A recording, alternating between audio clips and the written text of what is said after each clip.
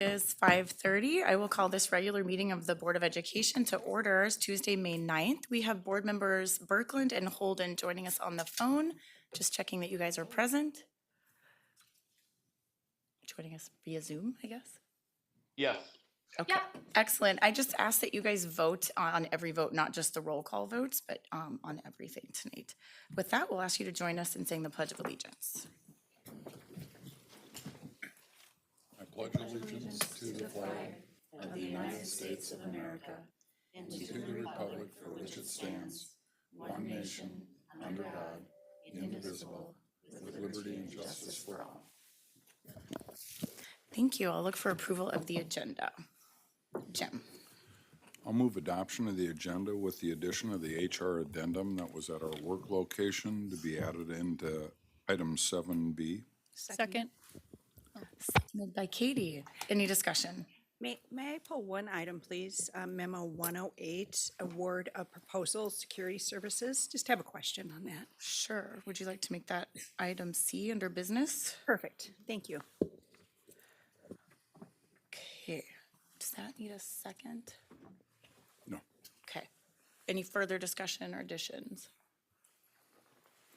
All those in favor signify by saying yes. Yes. Yes. Any opposed? Thank you. Okay, motion passes. We will move on to our guest presentation section this evening. We have Cognia here to give us a guest report. Welcome. And I think I'm on. Great. Hello, everyone. For those of you who have not met me, my name is Betsy Deal. I am the Vice President for Cognia's Midwest region.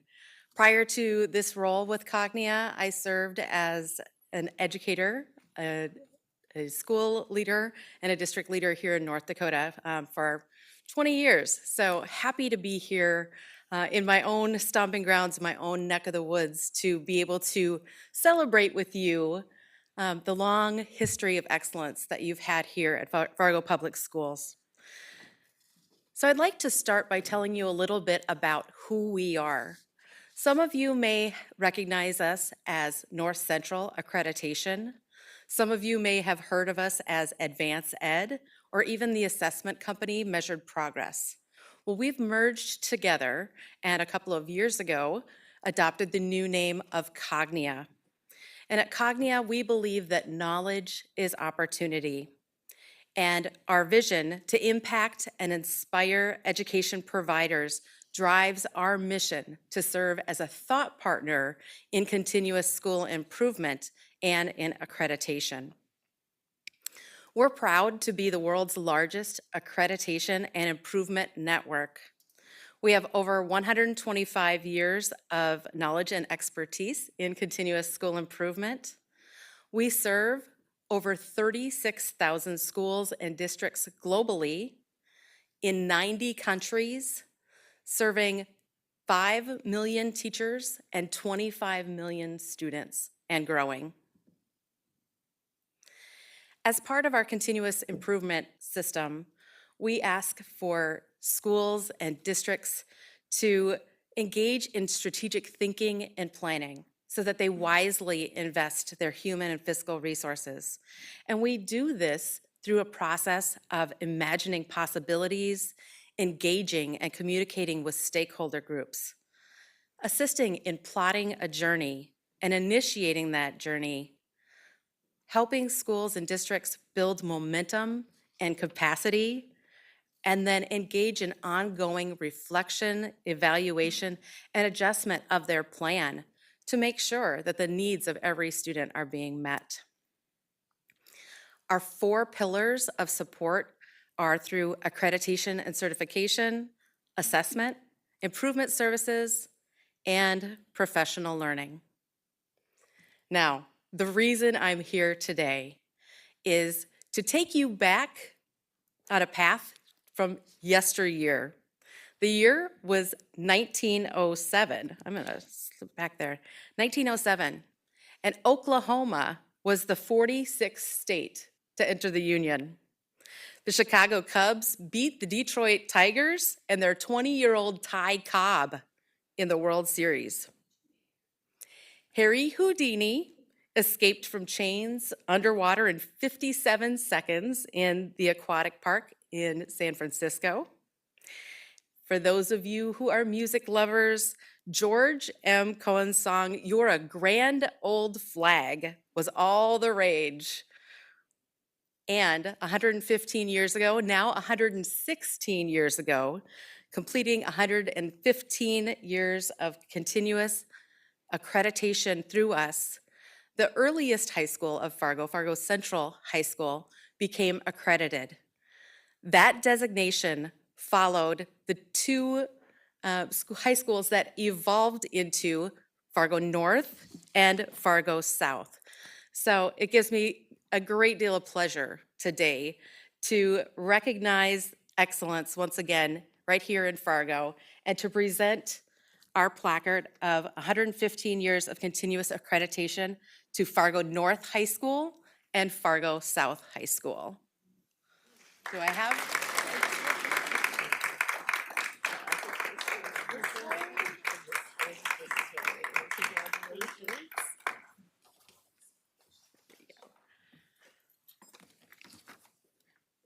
Once again, we are so thrilled to be a longtime thought partner in continuous improvement with Fargo Public Schools. And we offer our sincere congratulations and our appreciation for all of the hard work you do to benefit students. Thanks so much. Thank you so much for being here this evening, Betsy. Any questions or comments from board members? Okay, excellent. We will move on to our recognition of the audience. At this time, the board will hear comments from the public. We ask that each speaker who has signed up to address the board state their name and home school district for the record. Speakers must refrain from using this forum to criticize or complain about a specific employee or student by name. Vulgar or profane language will not be tolerated. The board is interested in your comments and will listen carefully, but is not obligated to respond to or debate issues in this forum. This evening, each speaker will be allotted this evening we have 3 speakers signed up, and they will be allotted a maximum of 3 minutes. Upon conclusion of the allotted time, a chime will sound and the speaker is asked to conclude.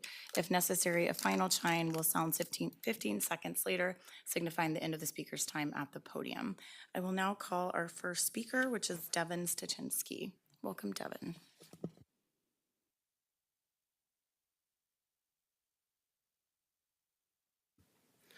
Devin Stachinski, HMR.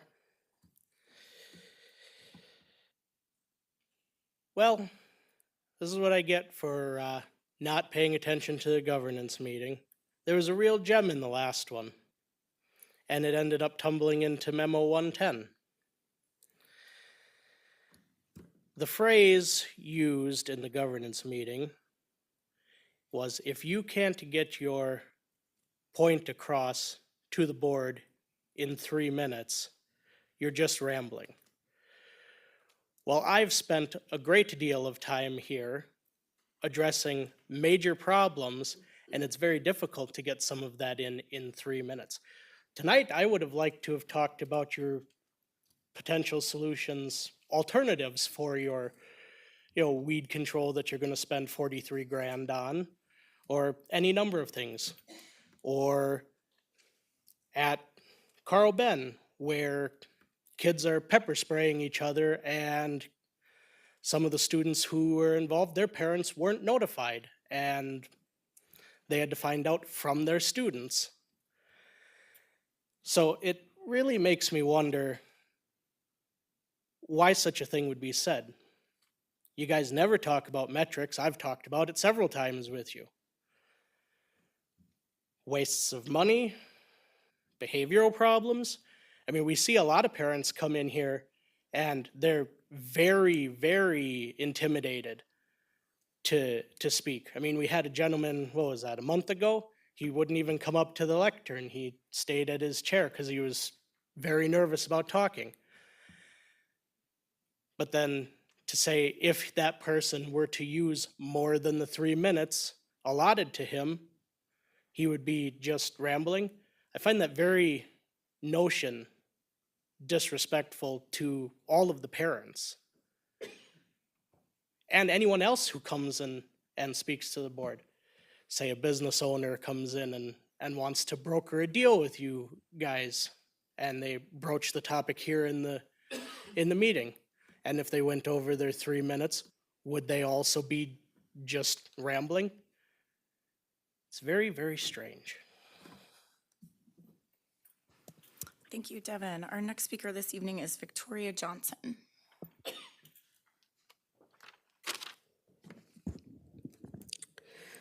Madam President and member of the board, my name is Victoria Johnson. I'm here to respond to a comment made at the last school board meeting. On April 25th, a school board member responded to my comment about school to prison pipeline by saying, quote, there are many things that are decriminalized for school-age youth, and those come through the administration ruling last August. Our police officer can no longer write citation for tobacco use in youth under the age of 14, runaway, truancy, and unruly behavior. My question to you, Ms. Robin Nelson, is this. Was black youth committing more of the crime you listed compared to white youth? Is that the reason why black youth are getting charged at a higher rate compared to white youth? I simply ask this question because the data I have show that white youth use more tobacco compared to black youth. Could you please share and or direct me to the right website so I can pull the correct data to better educate myself on the issue of school to prison pipeline? We live in a society that perpetuates systematic racism and oppression, which, in my opinion, can affect individual black students in how they perceive themselves and their relationship with the school staff. It's important for this school board and the district to acknowledge that school to prison pipeline does exist within the education system. By acknowledging this issue, in my opinion, is a critical step in building relationship with the black student and their family. Again, I ask you, Ms. Robin Nelson, can you please be transparent with me and send me the right data? Madam President has my email on the sign-up sheet, and I'm pretty sure she'll be kind enough to share with you. If you can send me the correct data so I can pull that information and see and support your comment that you made at the school board. And each and every one of you school board member, you can access this data. You can go to the North Dakota Juvenile Court annual report, and you can pull those information, and you can look at those data yourself. I don't need to come here and tell you. The data is up to date, up to 2021, so you can look at those data. The 2022 data, which I have, it's not public yet, but I have a copy of it. I'm not sharing with you because it's not publicly yet. So when I look at those data and go through all this information, I have not found something that support the comment you made. The most powerful tool is acknowledge something exists. And then how do we sit collaboratively and work together? Because this is not just a district issue, it's not just a police issue, it's something that it's our youth. So how do we all get together and we come up with a solution to help the youth? You can't sit here and pinpoint and say, well, we're doing just fine, let's just ignore that. The issue's not going away, because the data speak for itself. Madam President and member of the board, thank you. Thank you, Victoria. Our final speaker this evening is Lisa Esping.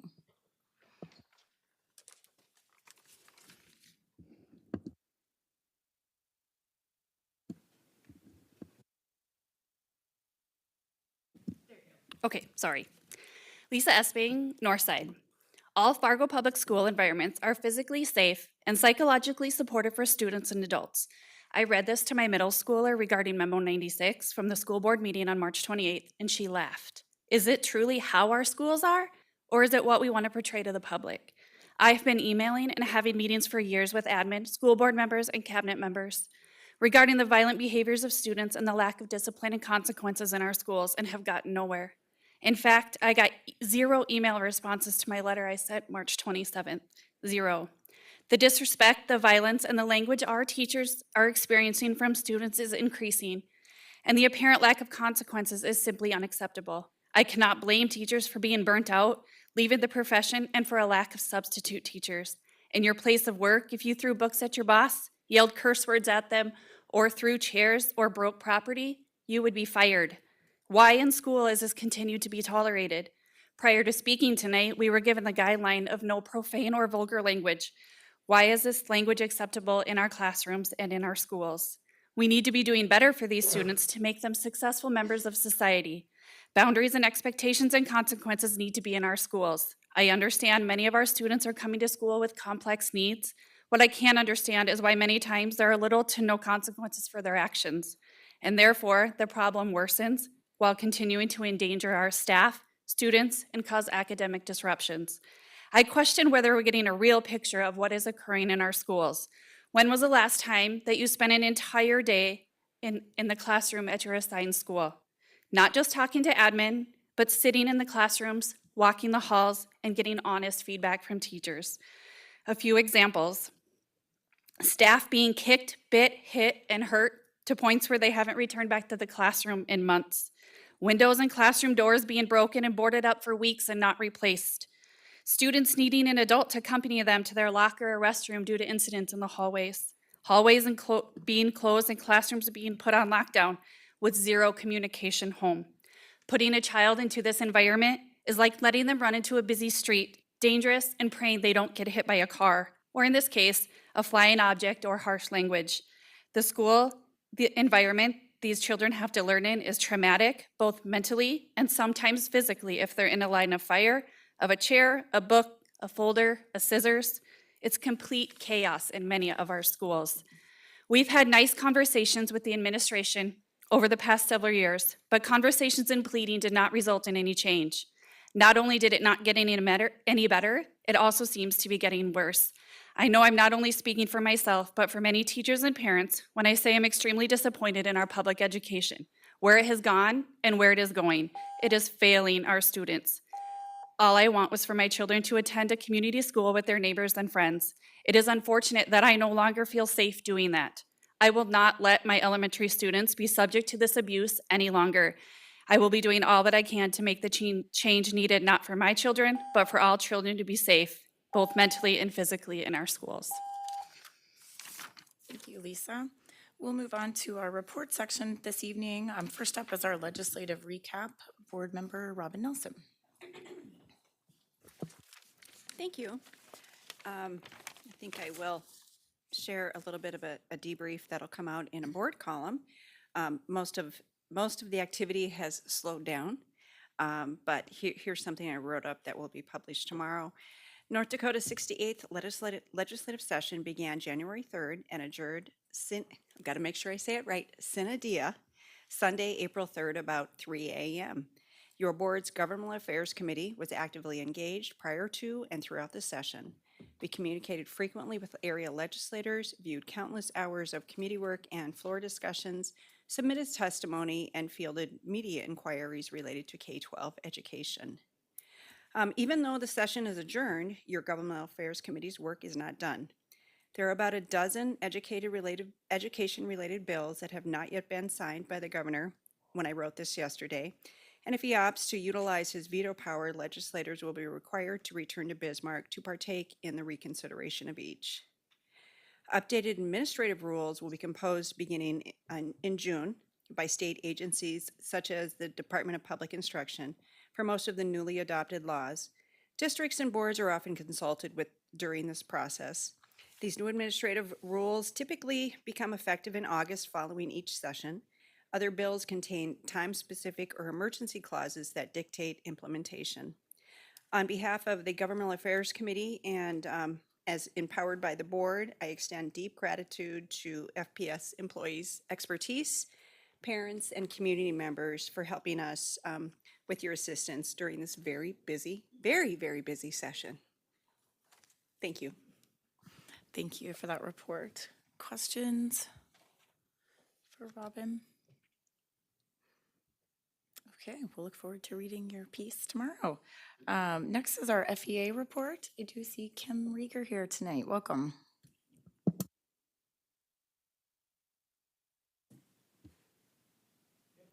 Late May Day as we celebrate American Education Week and including our all-important ESPs, which is the mug representing our very important staff.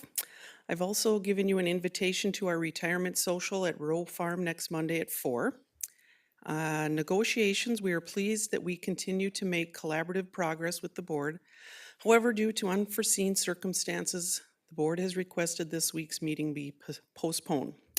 FEA is concerned about the timeline, especially given the number of interruptions we had due to our snow days. Committee members are very nervous about skipping a meeting. We request for the board to provide recommendations for multiple meeting dates for next week going forward. Our safety committee will have a report for the school board soon as we wrap up our committee meetings next week for the school year. And I am very proud to announce a new president has been elected for the FEA, Mr. Grant Kraft. I am finishing my third term serving as president, covering 7 years. I've enjoyed representing our wonderful Fargo teachers and ESPs, working to attain the best contract and working conditions for our wonderful district. It is my hope that the school board president and superintendent keep communication open and ongoing with the new president. I've worked hard and done my best for staff and students, and I know that they are in good hands with Grant. Thank you. Thank you for that. Questions for Kim, anyone? Okay, our final report this evening is Superintendent Report, Dr. Gandhi. Good evening, Madam President and board members. May is the start of Mental Health Awareness Month as well, and so I'm going to take my time in my superintendent report today to just share a few pieces of data regarding mental health in Fargo Public Schools and maybe our approach moving forward as a result of some legislative session as well. So I want to start with a few key pieces of information and data that are just specific to our region and our community.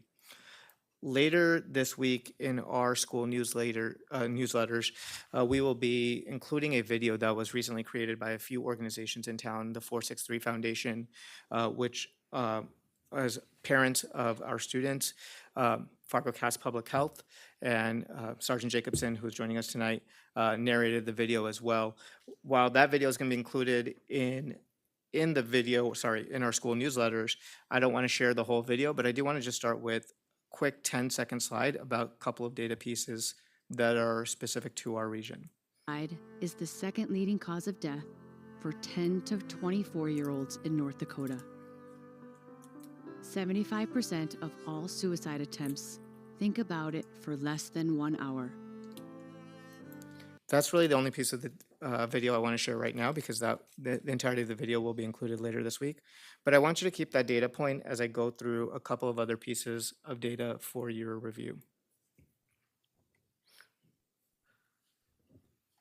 So national data, which oftentimes when we talk about national data, people think that it's not associated with Cass County, or Cass County is a little bit different, would say the same thing that you just saw about North Dakota.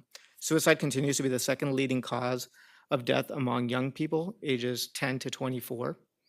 LGBTQ youth are more than 4 times as likely to attempt suicide as their peers. The Trevor Project estimates that more than 1.8 million LGBTQ youth aged 13 to 24 seriously consider suicide each year in the U.S., and at least one attempt of suicide every 45 seconds.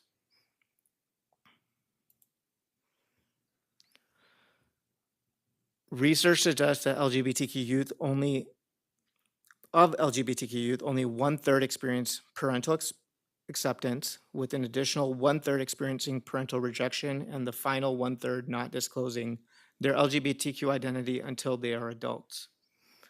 Another study found that LGBTQ adults who report high levels of parental rejection are 8 times more likely to report attempting suicide and 6 times more likely to report high levels of depression. Many LGBTQ youth lack access to affirming spaces, with only 55% of the youth reporting that their schools are affirming and only 37% saying that their home is affirming. All of these data pieces relate together to an ask that I'm going to make of the board.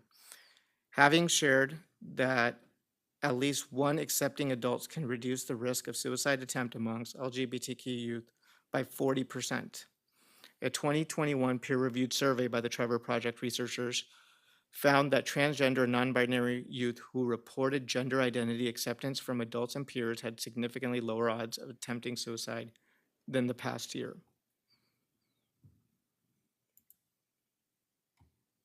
Lastly, as it relates to schools, the Trevor Project's research has found that LGBTQ youth have found that their school and their home to be LGBTQ affirming reported lower rates of attempting suicide.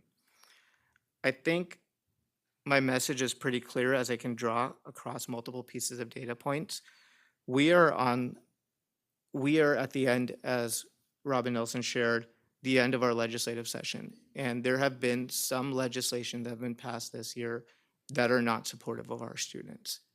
As a district and as an administration, my responsibility is to our students and our educators, and there will be times where we have to make decisions that may not be interpreted in the same accordance of the spirit of state law, because I do think that they're going to be a violation of federal law.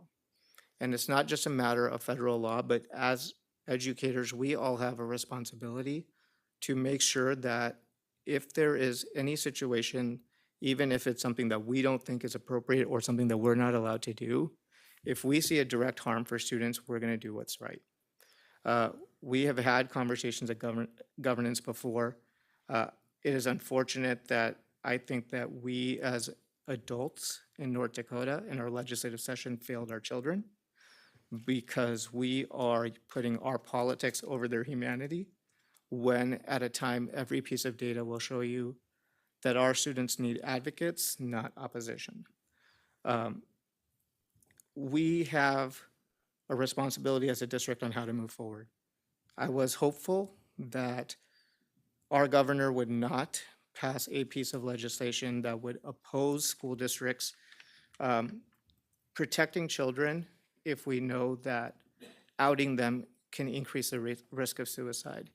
The same goes for outing through gender-neutral restrooms. The same goes for outing through parental conversations. Unfortunately, that didn't happen. So we're at the precipice of an interesting intersection of our school governance policy, in which the board can dictate administration based through executive limitations if there's very specific action that you'd like us to take. But we also have conflicting ELs that require us to follow federal law, that require us to follow state law, and also just do the right thing as educators for kids. At that point, that's conflicted. So the purpose of today is just to let you know that given where we are with some of the new legislation that will pass on August 1st, or that will go into effect August 1st, unless directed by the board otherwise, this would be my formal request on record to tell you that we are going to do what's right for kids. And when we see a conflict between federal law and state law, we're going to double down to advocate for our youth.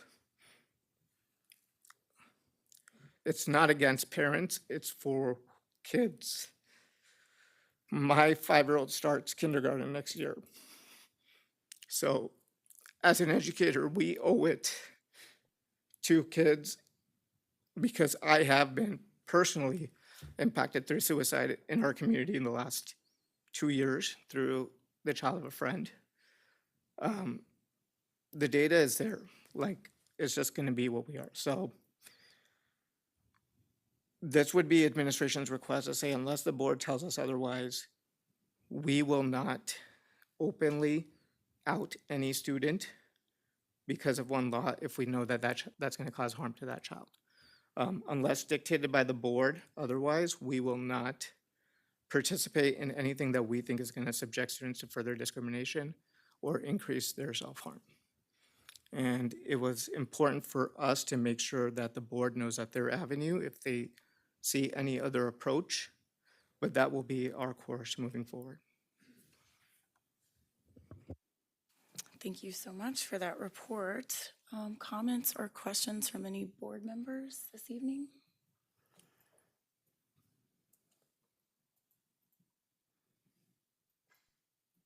No? Okay, Jim? Thank you. Yeah, I guess I would just say that that message is pediatrician approved from pediatricians all across the country. It's medically sound and the right thing to do, so thank you. I double that. Katie? I'll just add my gratitude also. I think in my line of work, I've worked with a lot of LGBTQ youth, both in adolescence and in college, and they need our support. And oftentimes, I mean, we have no idea usually who's LGBTQ walking through our hallways until they feel comfortable coming out, and we need to create safe and supportive environments for them now.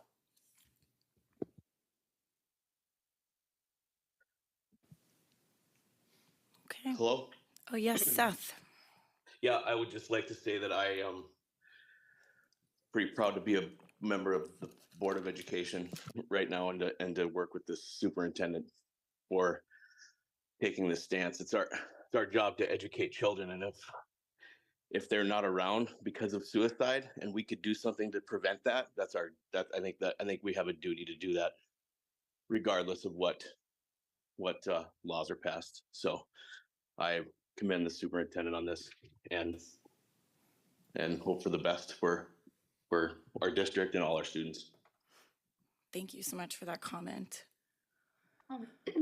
Dr. Newman, Yes. and just kind of echoing other comments, I just want to express my gratitude to Dr. Gandhi and the administration. I think, as everybody's comments have sort of revealed, the bottom line is we need to protect and support all of our students, and that is regardless of what is happening outside of our district. We need to protect them. So thank you. Thank you. Nikki? I'll just say that I support these efforts wholeheartedly. Thank you for taking that stand. I have worked with the Trevor Project, and I'm drawing a blank on his name right now, but there is a professor at UND who has applied for grant monies to be able to work in North Dakota, and they were not granted for Eastern North Dakota, but they were granted dollars for Western North Dakota. And when they shared some of the statistics with me, we are shockingly in North Dakota higher than elsewhere within the country. It is heartbreaking. And if our kids need our support, we should be there to give it to them because they may not have it anywhere else. So I wholeheartedly support the effort. Thank you. Thank you for those comments. Just want to allow time if anyone else. Greg? I won't necessarily repeat what everyone else said, but I will say, as a reminder to anyone who may watch this on YouTube later, I think it's fairly clear what FPS is planting their flag to do. And remind those folks watching, we have open enrollment in North Dakota. Come to Fargo. Mima? No, I just want to say thank you to everyone that's that have spoken on these issues, and I really want to give my gratitude to Dr. Gandhi for speaking up on these issues. I believe that every child deserves to be educated, and it doesn't need to be discriminated based on who they are or what matters. That is, we create those kids for the better futures. That's how it just giving them the education. That's what mattered to me. And I just want to say thank you for speaking up. Okay, Robin. I'm the only person that hasn't spoke, but I will say that clearly Dr. Gandhi hinted towards the legislative session and our Governmental Affairs Committee, and I didn't share all the bullet points on what we advocated for or against, but one of the bullet points is advocating against, let's see here, defending student rights protected by federal law in Title IX. And I think it's the right thing to do to defer to federal law because it's there for a reason. And there are some efforts to add up all of the dollars that will be spent challenging some of the federal laws. And I think that, thank you for sharing that. Thank you for bearing your soul. This indicates that you are a leader that our school district and our students deserve. So thank you for taking that stance. It's pretty clear that you have this board's backing on that philosophy. Thank you. All right, thank everyone for their comments. I appreciate the discussion. Seeing no further comments, we'll move on to the consent agenda. Look for approval. Jim? I'll move adoption of the consent agenda with the addition of the HR addendum. Second. Okay, any further discussion? All those in favor signify by saying yes. Yes. Yes. Opposed, same sign. Motion passes. We'll move on to the business section of our agenda. First up this evening, item A comes to you in memo 111. And I believe I'll look to Dr. Gandhi. Yep, I will actually make this a little bit more difficult on IT and see if I can use Creston one more time before we go to the results report.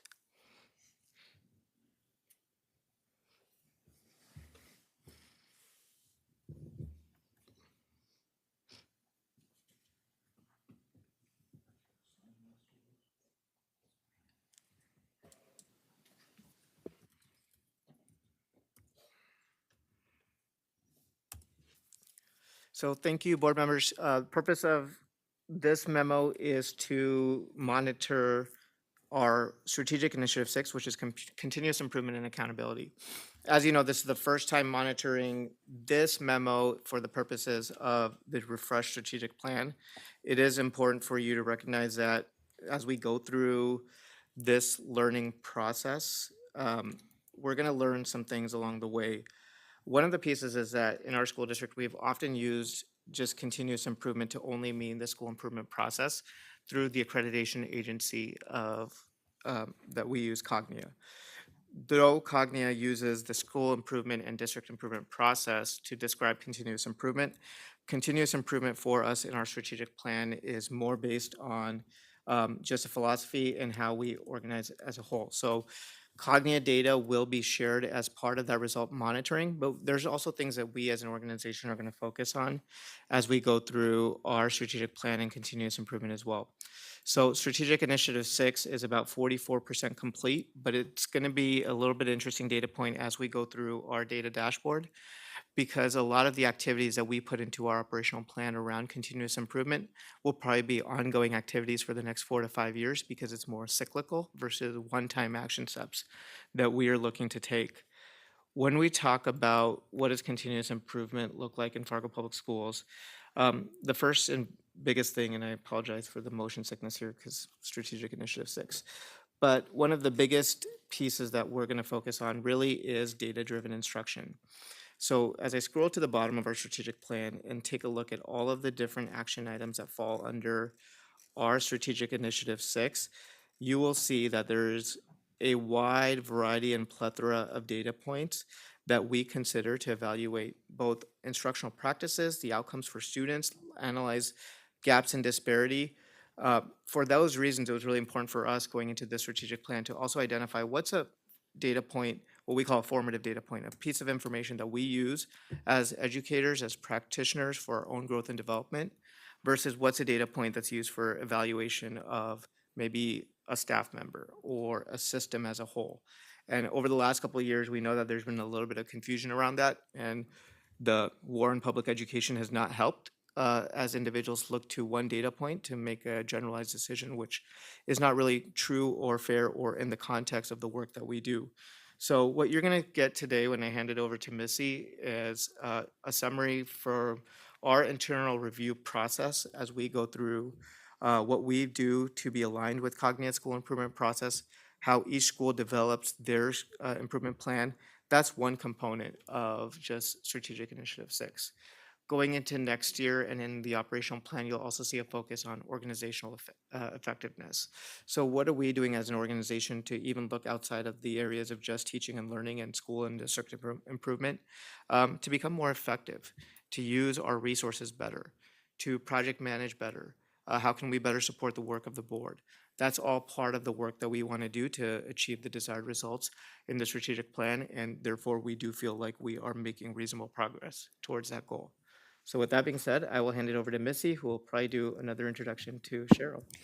You bet. And so the first result that we want to review is the analysis of school and district improvement plans and cycle. We do have a district accreditation committee that says that we're not going to wait for just once every 6 years for an external review. And so we make sure that we are continually evaluating internally about 5 schools a year. I'm going to let Cheryl explain some of the key points around our internal reviews that follow the external pattern as we go forward, and then we'll let each building come up and tell you their high points, some challenges, and next steps. Hi, I'm Cheryl Jansen. I'm principal at McKinley Elementary in Fargo, and I'm a co-chair of the District Accreditation Committee.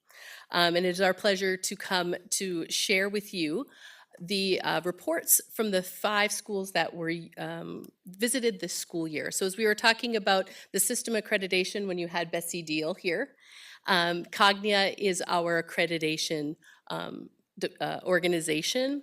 And you look back to North High, South High, we are continuing from there to now, working on continuous improvement. And like Dr. Gandhi said, it is not a one-year cycle. It is multiple years to, but continually looking at our data and seeing what we're doing for making growth and where we need to shore things up, but based on data that we are collecting from multiple sources. So when we have our continuous improvement process, we have a systems accreditation every 5 years. We're going to be switching that in the coming years, but it's 5 years now and we'll be turning to 6. So to support that, we do an internal review cycle for our internal schools so that they also are receiving all of those data points. They're giving feedback, they're getting visits. We're collecting all of that data to continue to move not only the schools forward, but the district forward as well. And then also really looking at what does it look like in our classrooms? And that's really at the heart of what we're doing. And tonight we have 5 of our schools that were visited this year. In your packet, you have their full reports in the appendix, so you can always be looking there. We're just going to cover the top points about the key accomplishments, their opportunities, and the next steps. So those are the 3 areas that you are going to have each of those schools represent and be able to ask them any questions that you may have. So we're going to start with Longfellow.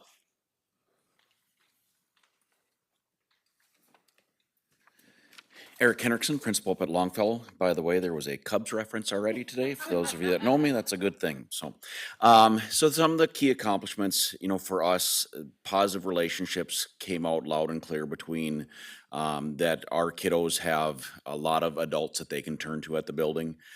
Which leads to that strong positive climate and culture. It says students, parents, and staff feel part of the Longfellow community. I mean, we're a family.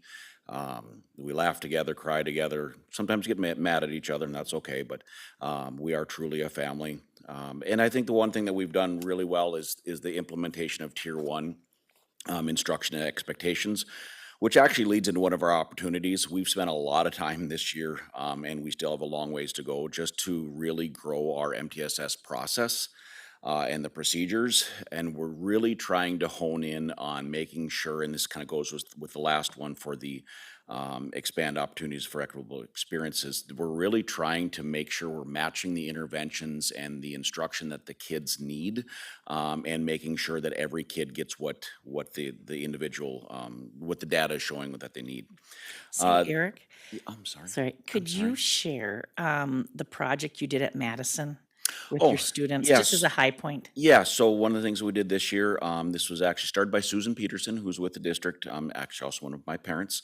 But we did a book drive for our 4th graders put on, and came up with a collection of, I think, well over 1,200 books, gently used books to bring over to Madison. Actually, the kiddos at Madison kind of said, oh, I like this type of book, like this type of book. So we actually gave them an individualized collection of books.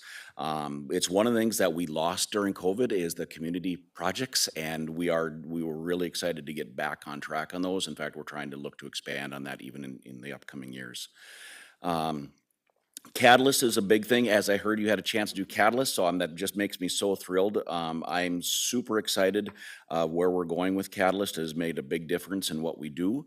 That was one of our opportunities, make sure we continue growing that, and then just making sure that, as I said before, we're trying to make sure that we get every kiddo gets what they need. So our next steps, we're really working on a system to try and create a communication with our data that we're collecting every 6 to 8 weeks, and making sure that the grade level teams have that, and whether it's regular ed, special ed, and so forth. We actually now officially have 4 fully trained Catalyst coaches, which is exciting. And then, like I said, a big focus for us next year with what we're going to be doing with what we're calling differentiated instruction time is to really focus those interventions at the kid level.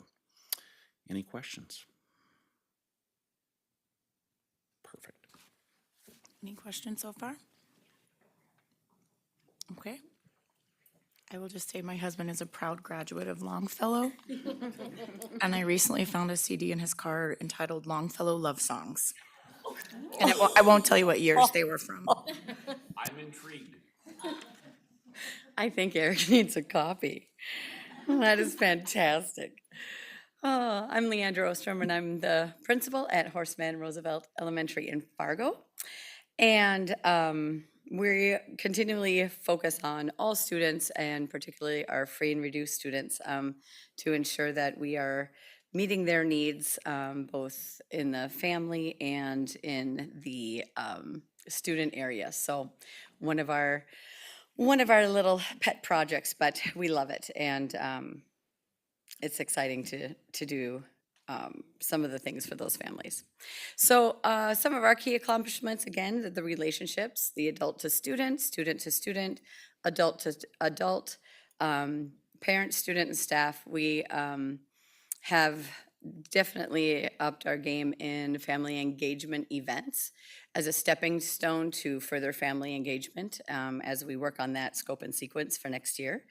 Whole group instruction, that's going very well. We have several new staff members with us this year, so watching them grow as they become teachers and increase their lifelong learning. And then learning activities that are challenging and attainable. We've worked really hard on this because we serve a very interesting, spectrum of student needs and abilities. And so when you're looking at the individual child and following them, because they will tell you where they need to go, we have spent some time trying to create activities so students can have that hands-on learning, that experiential learning, so it does help them in their future. Creative ways to overcome challenges that come with the lack of space and split campuses. So excited that we're growing, so cramped. And so our staff and students and families have done a really nice job of working with us and making sure that our needs are met, and our district has done a great job at listening to our needs for expansion and things like that. So we feel very heard and very loved. Some of our challenges are MTS systems and structure. So this kind of leaks into the next steps. We are revamping that process as we go into the science of reading, and we develop more math activities through AVMR to enhance the area of math. And when we talk about social studies and science, seeing what kind of thematic ways we can stretch those concepts into our core subject areas. So there will be a 6-week rotation of support for our staff, and we will be using our media specialists, our gifted and talented teachers. We will be using administration, our counselor, and several other ways to support the classrooms, while our staff are allowed to speak with the interventionists and make really good plans for our students that are data-driven.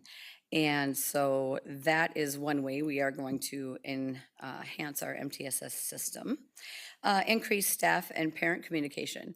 I think this is tricky in most cases, but for us, being a split campus, we just want to make sure that our families are getting what they need. So we are using different modalities of communication. We are using paper, we are using electronics, we're using Seesaw, all sorts of ways to make sure that we're reaching everybody. We just had our kindergarten roundup last night, and by attempting some of these new ways of communicating, or revived ways, we got 16 out of our 20 families there. So that was fantastic.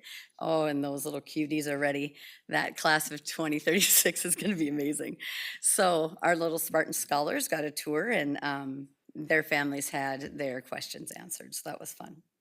And then training and continual implementation of catalysts. So again, making sure that our staff are prepared and armed with the best of the research practices in order to help our length of instruction during the day continue and improve.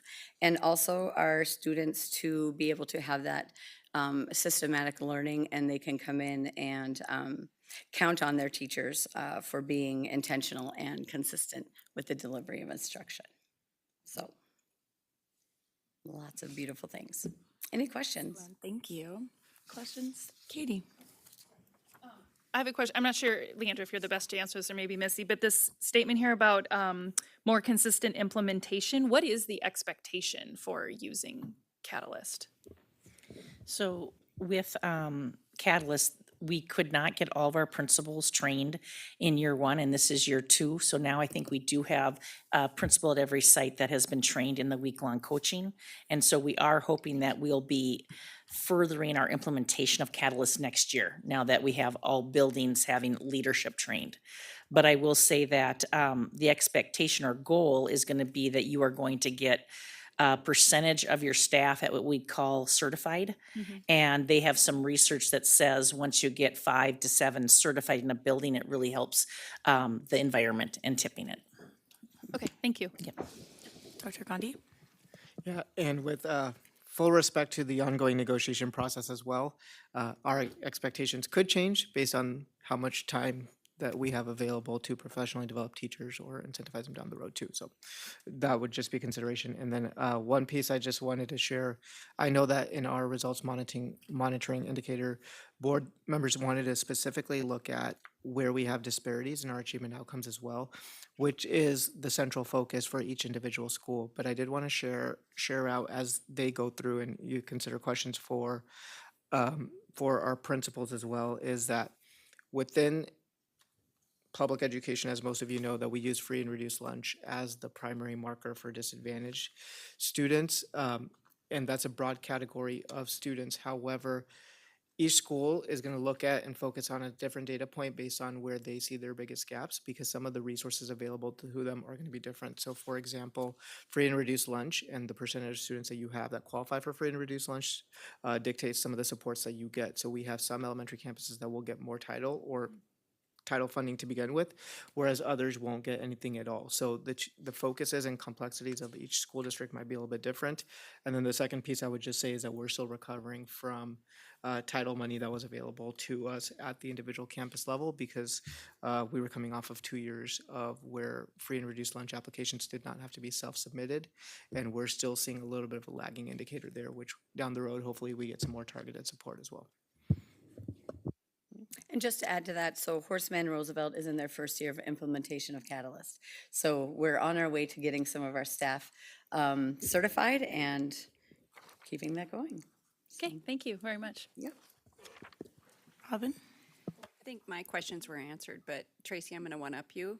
I was a graduate of Horseman, and my kids were graduates of Longfellow. So I don't have any CDs though, but I'll look in my stash. Welcome. Good evening, Madam Chair, Dr. Gandhi, and the board. I'm Sarah Schaefer, the proud principal at Bennett Elementary, and I discovered last week that Bennett is the largest elementary in North Dakota. So we're crowded, but for a different reason than Leandra is, right?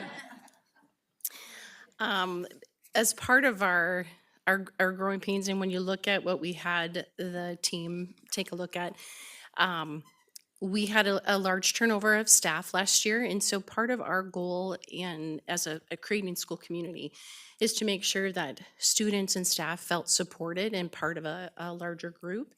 And the visiting team found that out from visiting with the students and also visiting with the staff. As a result of that, though, one of the things that we can always improve on is our communication. And I'm going to put a shameless plug in. I'm sure that our new school sign is going to help with that, or our repaired school sign, right? We're working on that. The student group that we focused on in leading into the work that we've been doing this year for training for the science of reading, as well as where we're going next year with our reading instruction. I'm going to veer off a little bit from the report. We focused our data point on those students that their oral reading fluency put them at risk, based on their Ames Web report, which is done in the fall and then done again in the spring. And then those kindergarten kids that we're looking at letter, word, and sound fluency, because often what we find, if they're struggling in one area, they're struggling in another. And so what came out in the report in the visit is that our staff were frustrated with the lack of math interventions. And so because with the adoption of a new math series, Bridges this year, really the directive to staff is we need you to go through and experience those growing pains because we don't know all the ins and outs of that program yet. So it was logical that they were frustrated with math when the team came to visit because they were still kind of starting to, navigate through that. This time of year is also great because we see some summative data as well as that normal formative data. And so I just wanted to share just a brief heartbeat.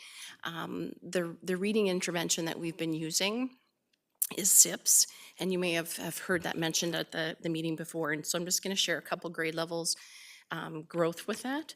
In the fall, kindergarten, we had 56% of our kindergartners proficient, and with the most recent testing, that's jumped to 75%.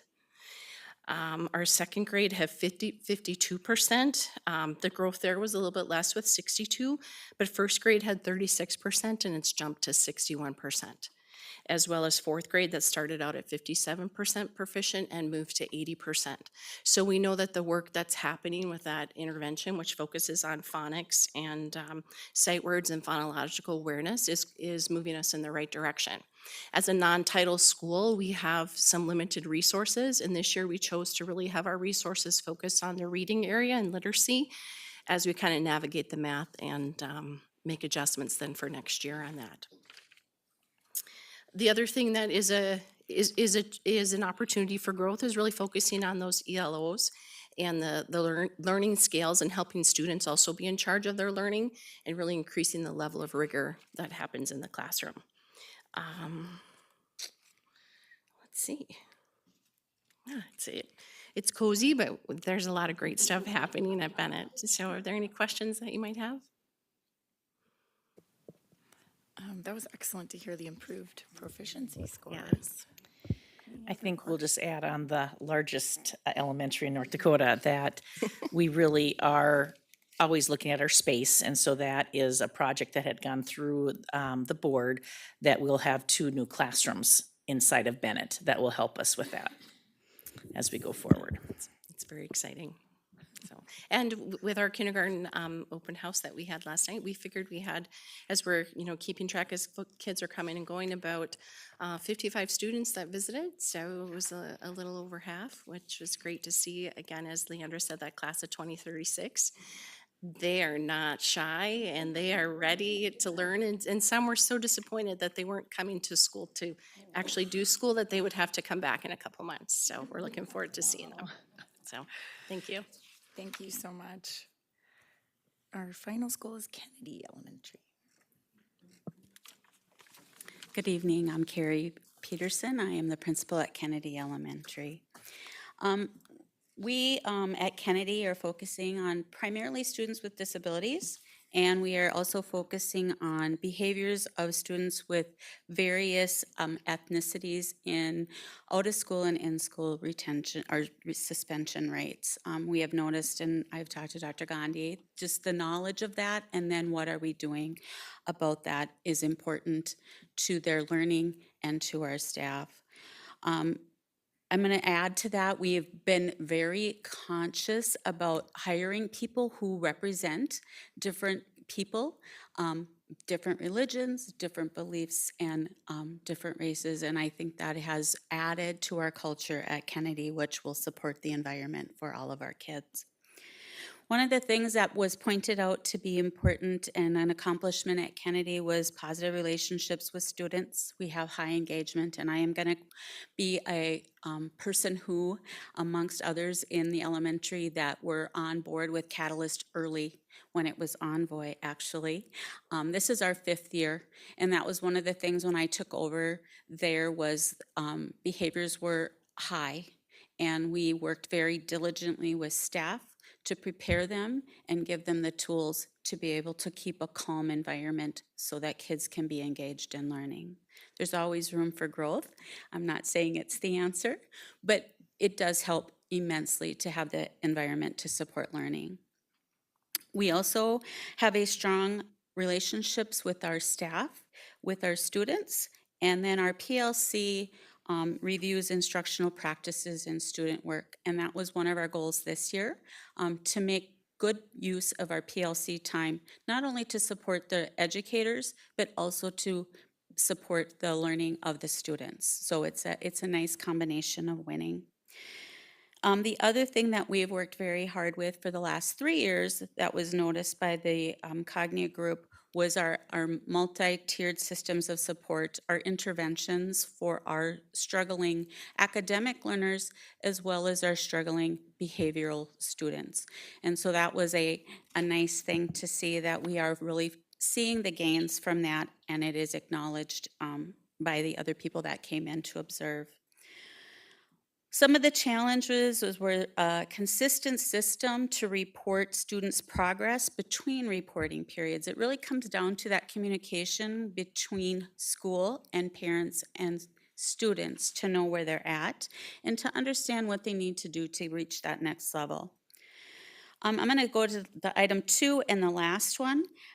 They really are similar in that our environment they saw a lot of turn and talks, which is a great engagement strategy. We just need to differentiate that to other strategies that are individualized as well as group focused, so that kids can collaboratively problem solve and be engaged at a higher, deeper level. The other challenges that we are looking at is equitable opportunities for development of skills and constant learning priorities of achieving the content and learning priorities, and then monitoring our instruction and adjusting. And so as kids progress, they should be able to flow in and out of groupings. And so we just are working at finding a system to tweak to get those learners' needs met. Kennedy is a non-title building, and with limited resources, that is a constant thing that we need to look at. Our hope is to develop a culture through differentiation and individualization, as well as grouping students, to help them engage deeper and learn more. And then it's implementing of scales and rubrics to be in communication with students and parents as to where they are on the the essential learning outcomes. I talk in school teacher law, ELOs, and then to address those in PLCs. And the extended day let-out times will support that, our teachers to meet in those PLC groups. And then to develop the learner's attitudes and beliefs to be successful, and this would be to increase rigor, creativity, innovation, and collective problem solving, which goes back to that differentiation, and then that balance of challenging students to meet their optimum and yet supporting them enough so that they're able to do so. Excellent, thank you. Questions for that section, anyone? Nikki.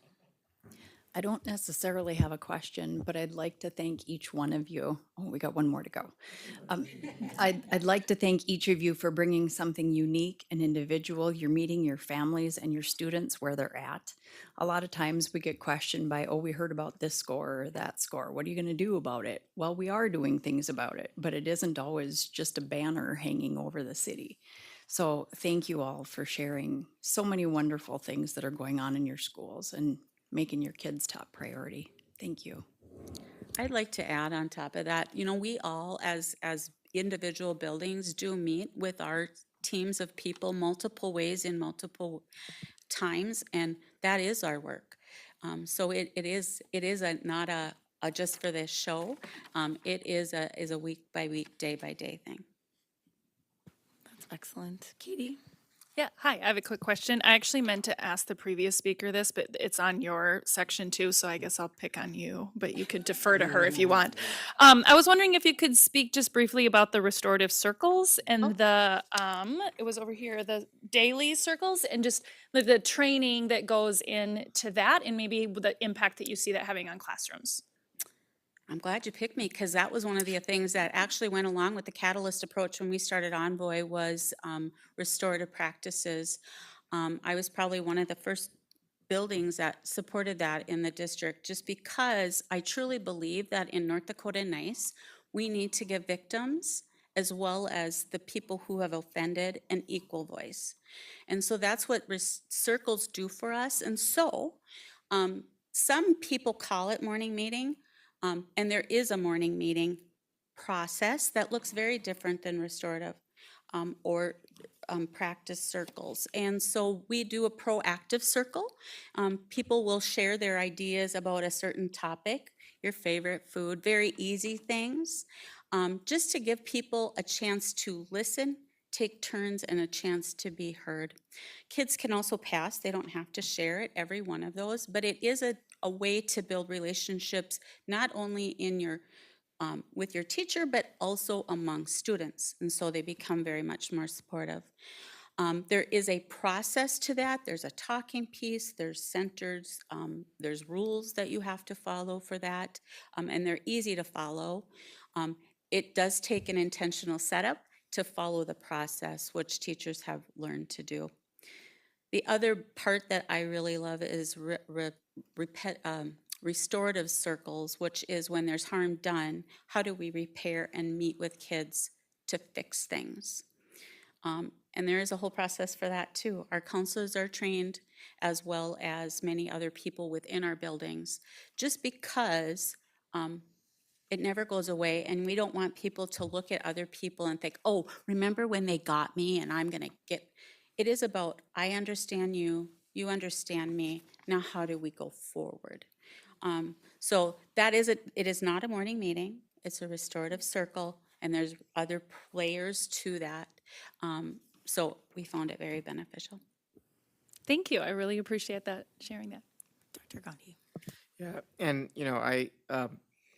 I've often shared that the dynamic and relationships in education is really tough because there's so many moving targets and moving data points in how we do things. So our measure of a system when we talk about equity work and closing gaps is never going to be hit 100% threshold across every gap because it's very hard to do and it hasn't been done yet. But it's to make sure that we're never leaving the same group of students behind. And Kennedy is a really good example to just take a look at some of the things that Principal Regi shared and their interconnectedness to one another. So she talked a little bit today about her focus as a school district is really to look at out-of-school suspension and then students on an IEP. But just to backtrack it for a couple of years, 3 to 4 years ago, Kennedy was one of the schools that was getting a lot of attention for student behaviors, aggressive behaviors, and staff attention too. And Kennedy was one of the first schools that when we brought in UKERU as a trauma-informed approach to take a look at as a pilot for the district that we kind of expanded on and saw some of the successes. So it's just a really interesting shift to see that what was once perceived as a student aggression data point then got translated into a focus on reducing restraints because of we're using a trauma approved approach, but then also now focusing specifically on not just looking at reducing the student behavior, but also not excluding students as well. So ultimately, all of those data pieces are still related because it's where you focus on as a school, and when you go through that school improvement process, we go through what we call a 5 why analysis to really dive deeper into what's causing some of those behaviors, because we can reduce behaviors by kicking kids out, but we know that if we've over-identified specifically young men of color that are emotionally disturbed, then we need to focus on suspension and expulsion as a result of that, but then also finding a mechanism in school where they can be successful as well. So I commend her on doing that work, but it just kind of shows you a little bit of the full circle pieces that data pieces in isolation won't share. Thank you for that. Okay, and I believe I said our final school earlier, but this is our final school. I'm sorry, Eagles. No Welcome. worries. I'm Tanya Lingle, building principal at Eagles Elementary. And our data is going to be focused in the next year on our students of free and reduced lunch. We are a Title I school-wide school and also special education. This next school year, we are planning to have 3 STAR programs, our programs for students with autism at our school. So we would like that to be a focus. So our key accomplishments in this past review cycle, I do have to say that I've been here a while. And so we used to prepare mounds of materials for teams as they came through. And I think what I appreciate about this process is it is ongoing and it is something that we are doing every day. And so it's not an event, like Carrie said. It is something that we are ready for. Whether you told me someone was coming tomorrow, we would be ready. So I think that that's important to note. It used to be a lot of work gathering all of that information, but with the systems we have in place helps us to be successful in sharing that story. So the review team, when they were at our school, identified a fantastic culture, climate that fosters a positive learning environment for all of our students. They also observed learning environments where our students were highly engaged, or highly self-directed, performing learning tasks and activities independently. Procedures that are set up with the Daily 5 routine and literacy are practiced, and that is where they were seeing that success during that time. They identified leadership and staff at Eagles have cultivated a culture of care and a learning environment where kids feel safe and cared for. Some of our challenges that we're going to be focusing on, needing more informative data for our students so that they are able to get that feedback right away in their learning, and helping teachers to monitor that learning quickly and making adjustments to their teaching strategies. Also, for our students to be working collaboratively with their peers and student groupings. I think since COVID, we moved away from that. That used to be such a focus for us, and so that's time for us to get back into those projects and project-based learning activities for our students. So our next steps, as I said, we're a Title I school. This year, we were one of 3 schools awarded $75,000 to use and plan for. And I can proudly say we have set up our next principal administrative team, Dr. Young, in working with Catalyst and the new leadership team monthly to go over all of our behavior metrics and all of our procedures so that we can revisit mission and vision. This is year 8 for Eagles. So whether I was there or not, this was a perfect opportunity for them to do that, go back and review those things. We want to make sure that the new team has a common vision and mission and that common language. PLC meetings, reviewing expectations for formative feedback that we use to inform our teaching. We will also have a new instructional coach. Our instructional coach is going back to the classroom. She taught 5th grade at Eagles. That's where she started. Then she became our instructional coach, and now she wants to go back into the classroom, which is great for her. But it will be a new learning curve for that instructional coach and a perfect opportunity to review those expectations. And then collaborate with PLC teams to discuss those engagement strategies. How are we going to get our kids working with one another collaboratively so that they can do their work and learning together? So excited about the work that we're doing. Are there any questions? I would just like to, before we go to questions, thank Tanya for her service to Fargo Public Schools. She has been a great thought partner. I think some of the attributes she has brought to Fargo Public Schools is integrity in her decision-making, her professionalism, and her student focus. And so I have learned so much from her, and I appreciate it. Thank you.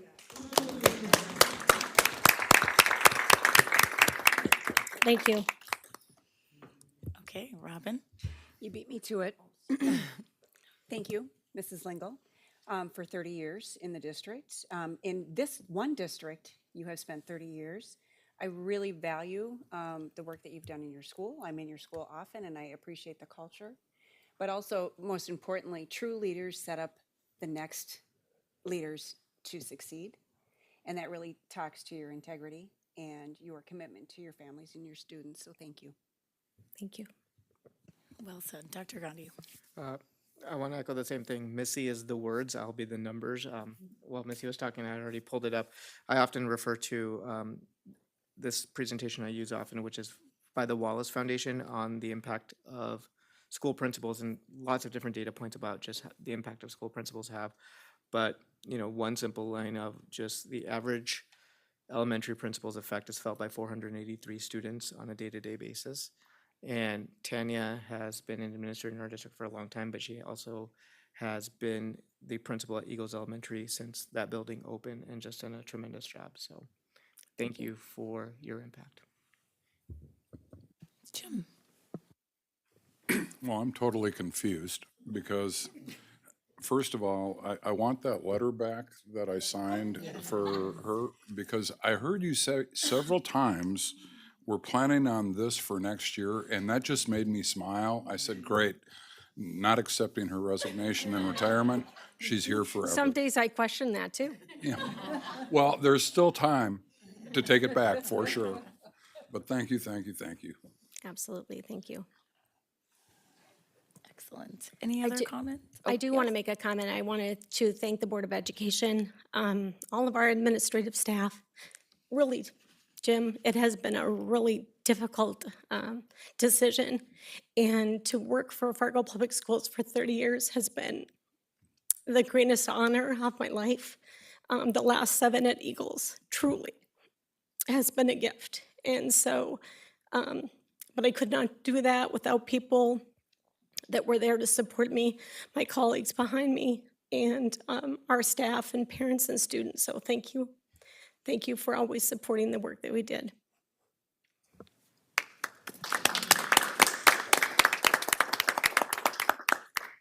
Did you have a comment, Nikki? Sure. And that's why I got all excited when I'd heard from 4 principals, and we weren't quite to 5 yet because I knew 5 was a rock star as well.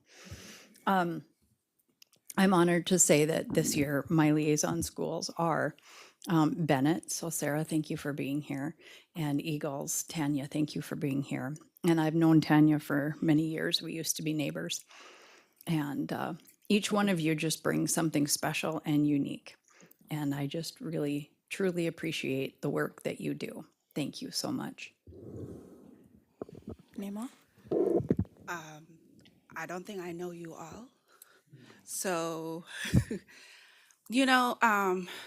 this week has been Teacher Appreciation Weeks, and I want to say, as a young kid who came to this country in 1995, didn't speak no English, start education at 7th grade, being able to meet those teachers who make positive influence in my life has been a journey and incredible. And since it is the Teacher Administration Week, I want to say thank you to all the teachers who are working entirely in Fargo Public School. Because without you, I wouldn't be here, and none of all of these people wouldn't be here. And the work that you all are doing each and every day, just know that if any one of these are not watching, I am watching. And I'm truly trying my best to make sure that I go to each school.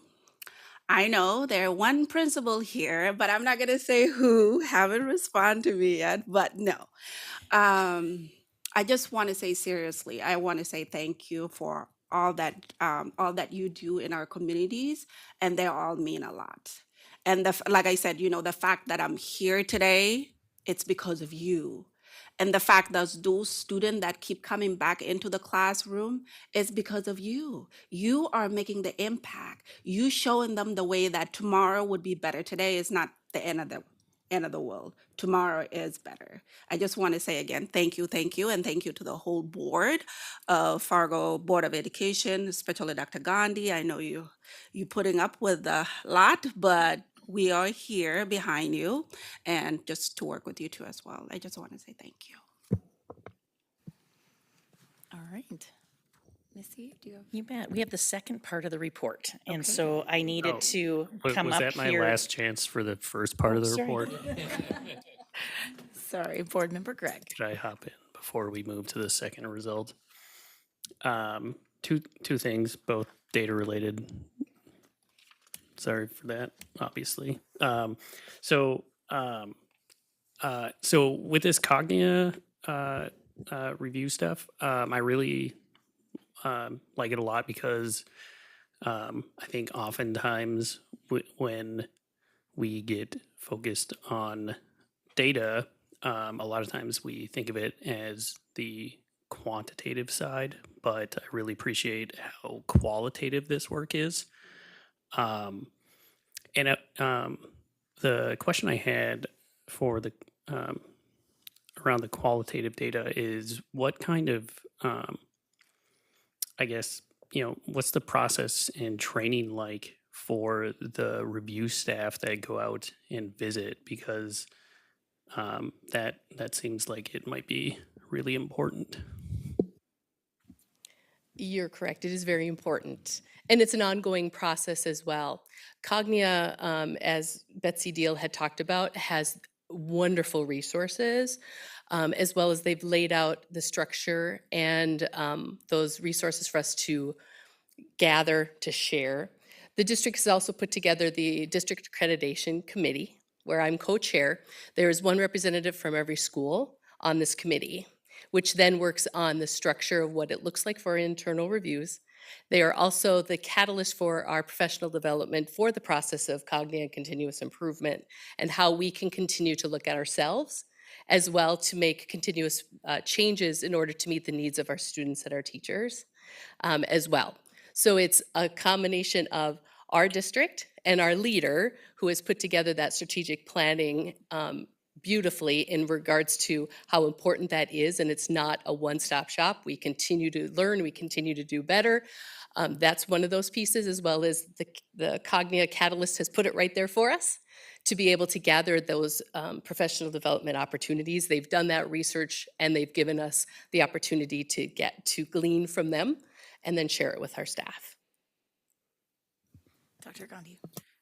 To Greg's point, Cheryl, just to our own reflection, in the times that you've been doing the work and that you can remember, has there been a large discrepancy between what our internal review committee has found and then a school that goes through the official process down the road with Cognia, or is it feedback often similar? Feedback is often similar. And the reasoning for that is Cognia does have, our school is now system accredited. When we talked about North High and South High, or Central, Fargo South, further Central, that was, we were building accredited. So on my early years, we were building accredited, which now shifts to system accreditation. And when we look at that piece, we want to create, someone had said it's not an event, right? It's a process that we want to do. We want to use that data and use that qualitative and quantitative data and that process in order to continue to make that continuous improvement moving forward so that it's not a surprise. It shouldn't be a big event. This should be what we're seeing in our buildings and, well, in our classrooms, in our buildings, and then at the school level should be very similar. And when we look at our reports, they are very similar. There are some unique pieces as we see. Each school is unique based on their makeup, their size, some of the turnover, those types of things. But in the end, that feedback is pretty similar across the board. Okay, any other questions? I had one more question, more on the quantitative side, because there was quantitative data in here. I'm not even going to try and pronounce an acronym. The ELEOT, Effective Learning Environment Observation Tool. Anyway, I noticed. Elliot. Just go Elliot. Elliot. All right, cool. We're acronyms. We're we're school. Right. We like it. So, we like acronyms. I happen to notice that none of the schools scored particularly high for digital learning, and I was wondering if, maybe from a district perspective, how should I interpret that as a board member? It's a very good question. We need to remember, you need to understand the structure of how an Elliott observation happens. It is a 15-minute observation within a classroom at a given time.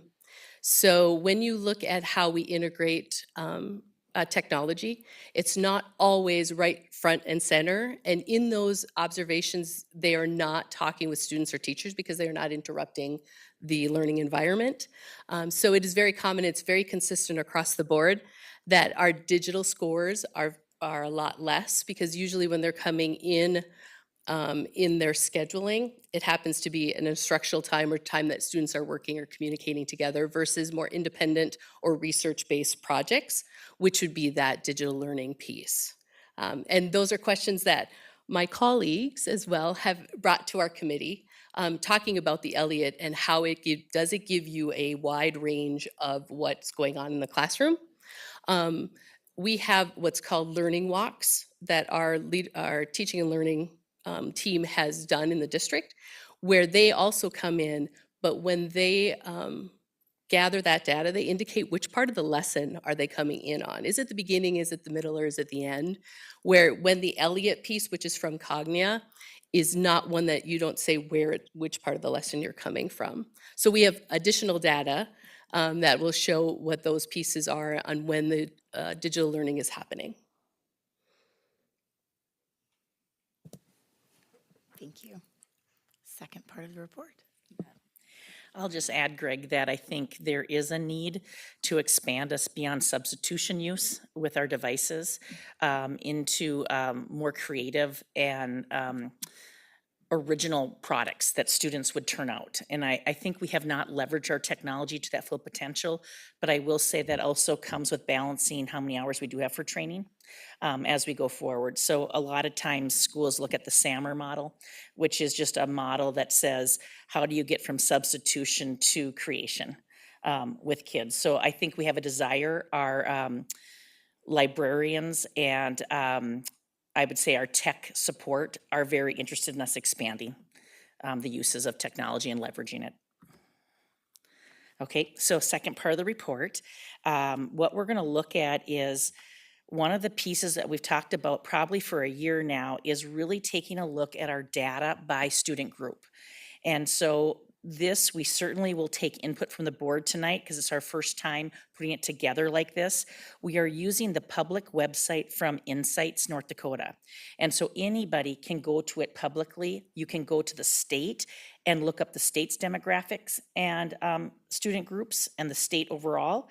You can also look at any building individually or any district that is in North Dakota. So for key accomplishments, we picked the main areas. There are more areas on this that can be looked at to just give an overview of how Fargo Public Schools did overall versus the state average. And then looking at the top performing student groups from the state and from our district. So when we look at attendance, and attendance is a priority for us, we really believe that we need to make sure we have students in school and connected to school through engagement. So what we have is that we average 91% overall attendance. And I need to remind us, this is 21-22 data. So we have to always wait for the data to come back. The state was 93. Our groups with the top with attendance for Fargo is Asian American, white, and Black. And we can look at there. For the state, it was white, Asian American, Black, and English EL learners. So English learners. They're very, very close on those. NDSAs is the academic indicator for both mathematics and English language arts. In mathematics, overall, Fargo was at 40% proficiency. The state, and that's overall, all grades that take the NDSAs was 39%. Our top performing group was white and Asian American. At the state, it was also Asian American and white. If we go down to graduation, and honestly, I didn't want to read the whole thing to everybody because I know you have it in front of you, but I think on graduation, what I'd like to explain, I might need Bob's help, is that I wanted to give you two indicators. For your graduation rate for traditional means you started us in 9th grade and it only took you 4 years to graduate. But we also are allowed to meet students' needs over time. And so we also have an indicator called the 7-year graduation rate. And so I wanted to show too that because we have other pathways for students to come back to us and graduate, that's another indicator. And if we look at that overall for Fargo Public Schools in 21-22, it says we were at 84 and statewide 83. And then I did list the demographic groups for that traditional. Choice Ready, and Choice Ready is, I'm going to turn it over to Bob just to make sure that we get all the pieces that go with that. Sure.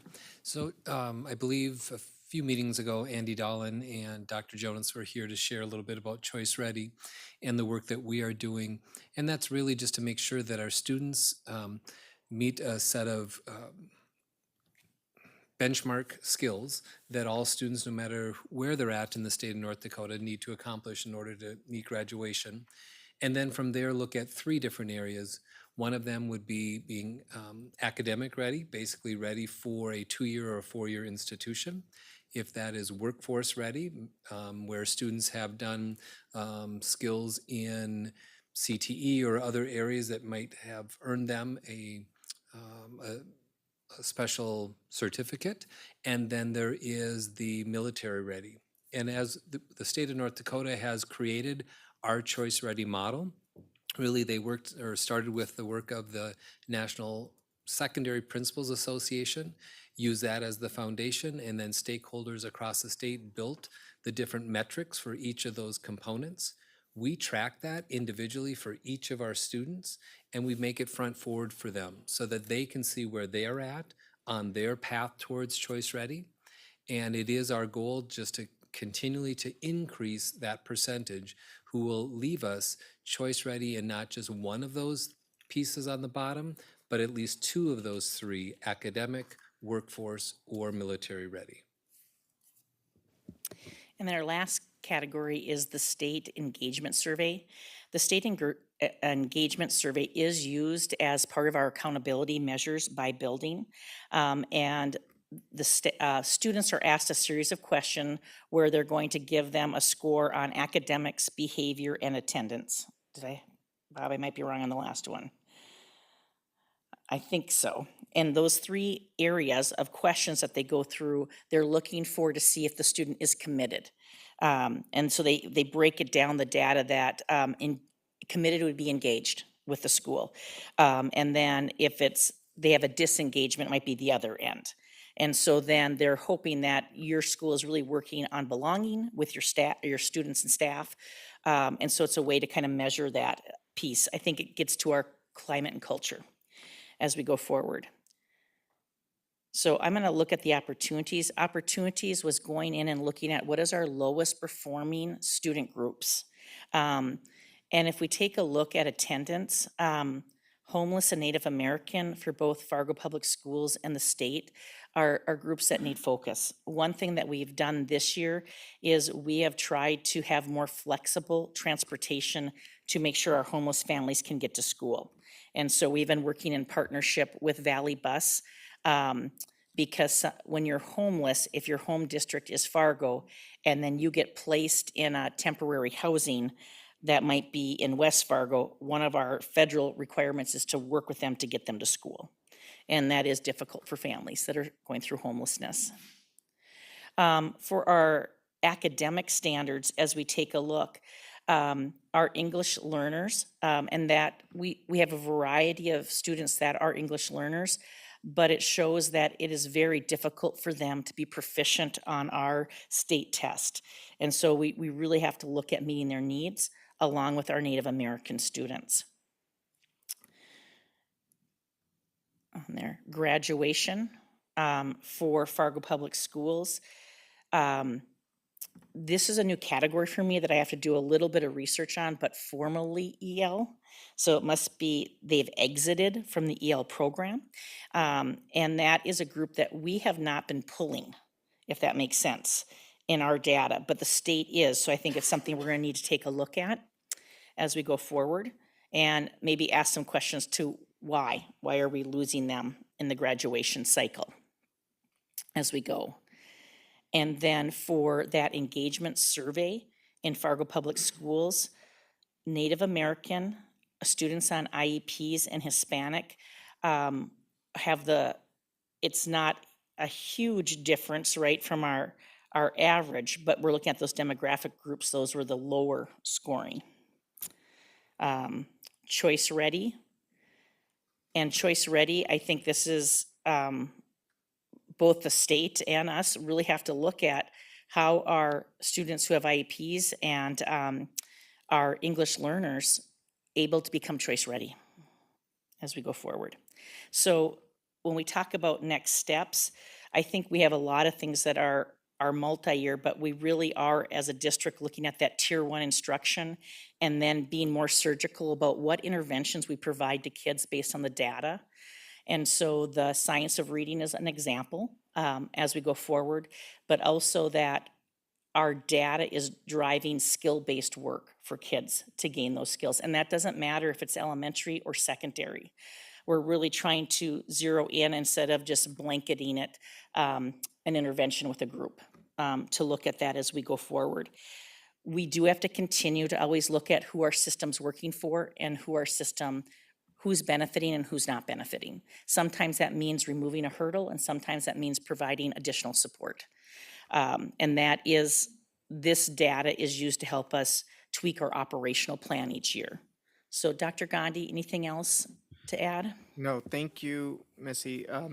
Thank you, board members, for listening. I know this is a dissertation of data, but you'll still see Bob, Missy, mine, and the principal's body language, because this is where we geek out. And the reality is, just because we are trying to get efficiencies and get better outcomes for our students through surgical precision when there are so many complexities to what we do. I do want to touch base on just a couple of things that Missy said in the data points, so just bear with me for a little bit as well. In future years, when you look at attendance, one of the conversations that we're going to have and continue to have as a district is what's the better target for attendance? Is it really trying to hit overall percentage threshold, or is it actually tied to reducing the percentage of chronically absent students? Very different targeted strategies in how you approach that level of engagement. We know that student attendance impacts student achievement, but there's research on both ends. It's maybe not trying to get a school to a 95% versus reducing the amount of kids that miss 10% or more. And the two data points would require a different level of analysis, so that's one piece. Just a couple pieces of context for data that it is important as you look at statewide comparisons. Approximately 175 school districts in the state of North Dakota, less than 10 of them have more than 1,000 students. So when we talk about subgroups, whether it's IEP, EL, or even some of the racial subgroups, you may not have comparable N sizes for the majority of the school districts in North Dakota when looking at those performative reports. Cass County has 25% of the students in the entire K-12 student body in North Dakota. Between Cass County, Bismarck, and Mandan, we have 4 out of every 10 students. So again, when we look at statewide comparison, it's just really important to know, this is what we're here for too. Strategic Initiative 6 is extremely important for us because it drives every other strategic initiative and the work that we do as an organization. So thank you for sticking with us, but we can go through even more detailed data points for those that are seeking more information, but we'll stand for any questions now. Actually, you might have sort of started to answer that. I'm going to go first, if that's okay. I have a question. On page 9, under the graduation rates, I guess I'm so surprised to see how low the IEP graduation rates are.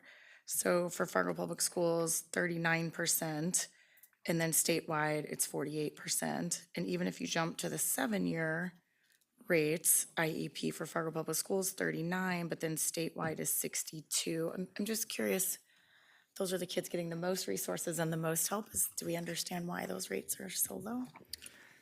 Yeah, I actually think that we have work to do with our IEP student population, but the data is also interesting. I'd have to dive a little bit deeper into the statewide comparison data to see which schools or districts how their reporting was or where the case was. Remember, this is a lagging indicator. I do know that for this year, we are actually being celebrated by DPI for having one of the highest graduation rates for students that qualify for emotional disturbance. We, as I think the board knows, are having lots of conversations about outcomes for our students with disabilities.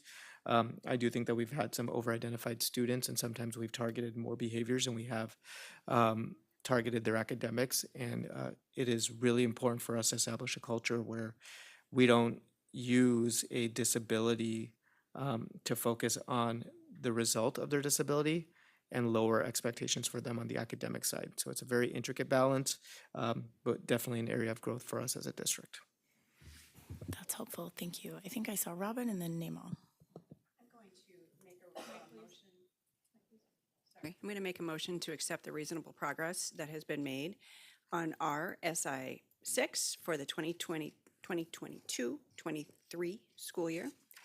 And then I would follow up with a question so we can open up to the floor. Thank you. I'll second. Okay, motion on the floor by Robin, seconded by Nikki. Back to you, Robin. Discussion. So you just said that there are 10 districts in the state of North Dakota that have more than 1,000 students. So that goes back to how they actually collect this data. Does that come into play with some of the TSI and PSI reporting for where I'm going with this, because this was a legislative bill?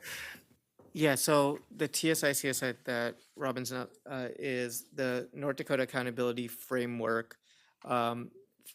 Every year will, again, lagging indicator, identify what they call, based on their framework, accountability framework metrics, the bottom 5 and bottom 10% of the schools in the state of North Dakota.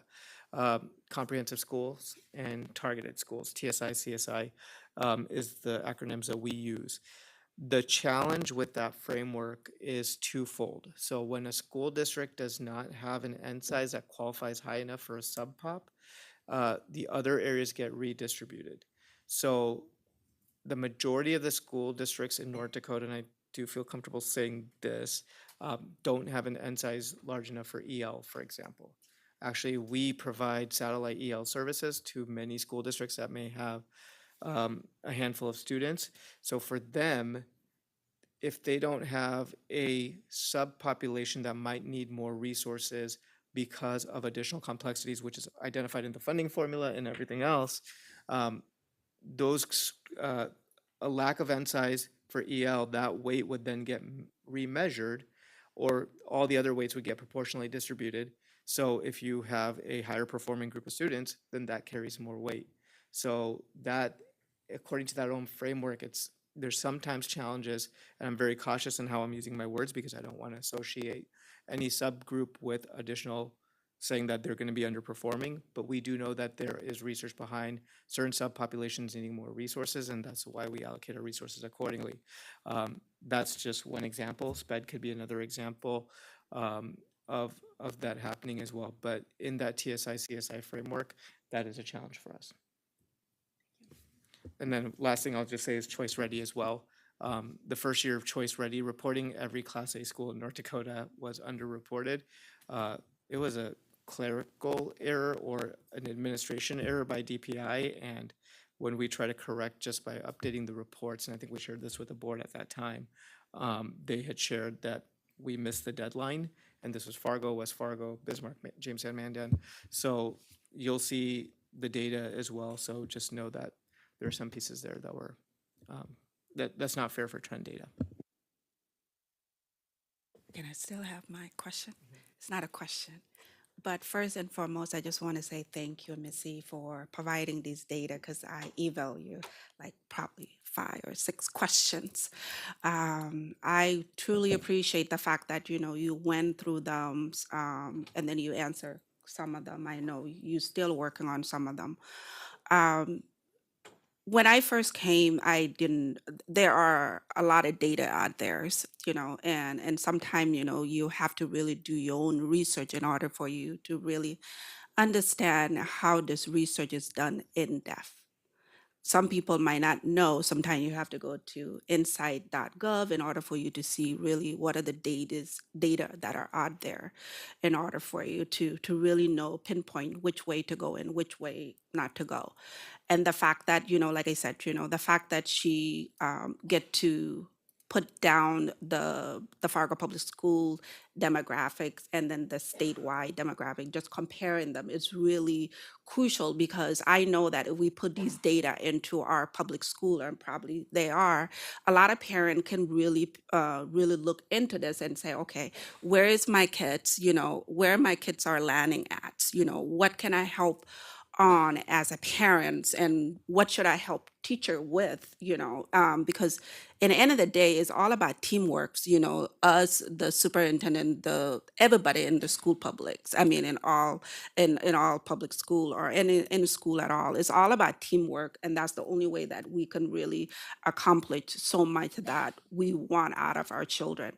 And then the fact that, you touch base on strategy for reducing achievement gap, because that's something that I saw, and just looking at this, they they are actually, a lot of those students are coming to schools, but then when you look at data, it's totally different. Why are these kids are performing low?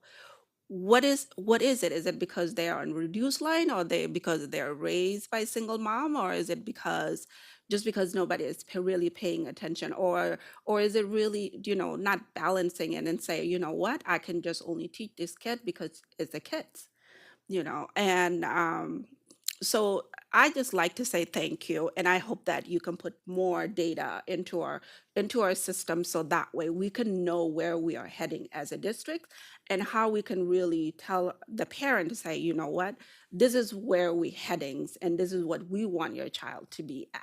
So hopefully, I understand. Don't get me wrong. This is what I'm going to say here for parents that are coming from different country.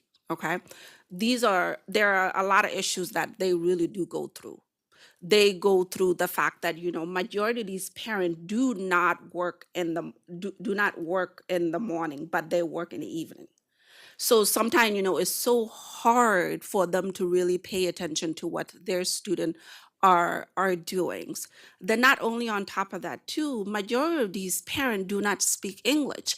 So sometimes you have to understand these kids pick up English so quick, because if I didn't speak English when I was a child and learning that in 1 month, and my aunt has not even learned it, just compare that. There is a lot of manipulation that student can really learn so quick and just with a different language. So I'm just letting you know this. So if you see certain thing like that is happening, try to go through Dr. Gandhi, and then go to the principal, and then trying to figure out what's going on with this parent, so you can have the percentage that you're looking at, because don't get me wrong, we do have different parentings.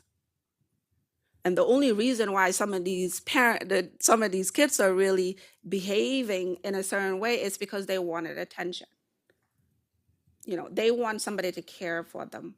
They want somebody to love them and tell them, really, I am here for you. And that's what this public school, or Fargo Public School, should be about. So I don't want to go any further, because I know that we want to get out of here. I'll be quiet. Thank you. I appreciate you guys. Thank you, Namal. Other questions or comments? Greg? So, for like what do we call it? The second section, second result. So, I guess my takeaway is more of a challenge for administration to, I guess,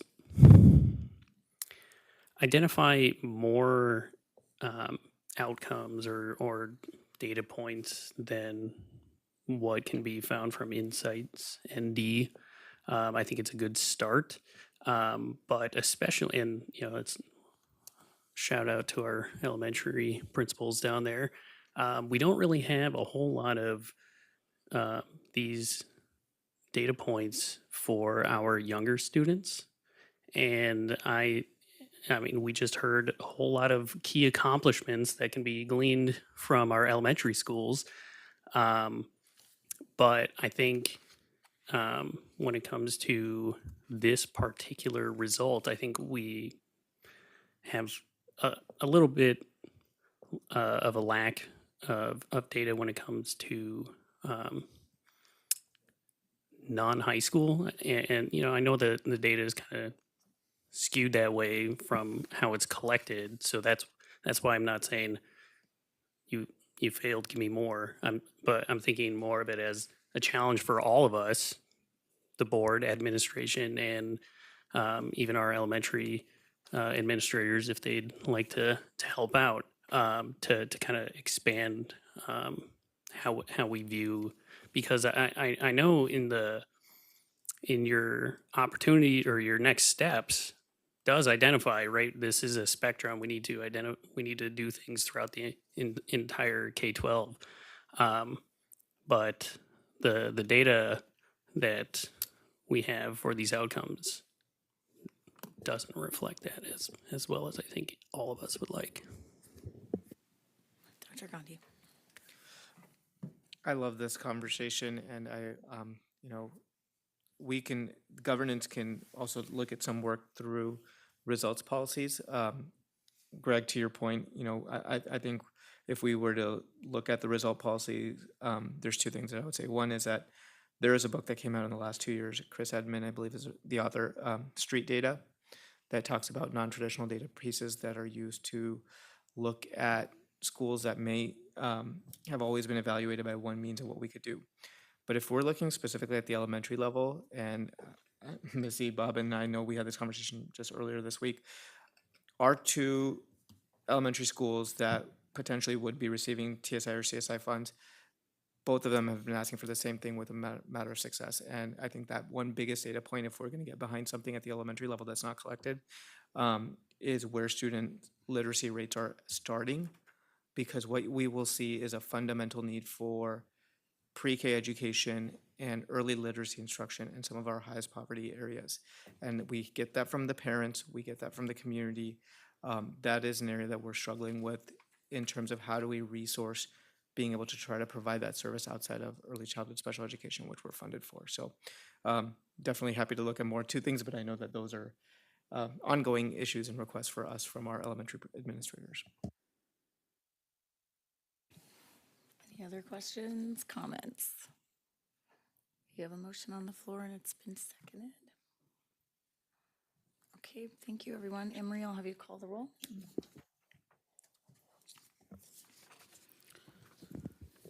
Berkland, Yes.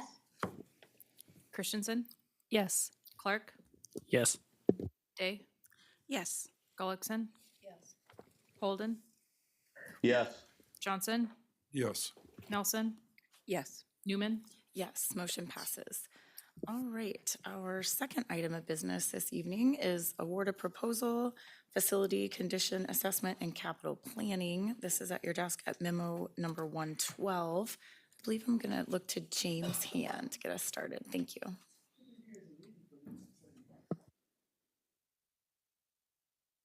Thank you for being here.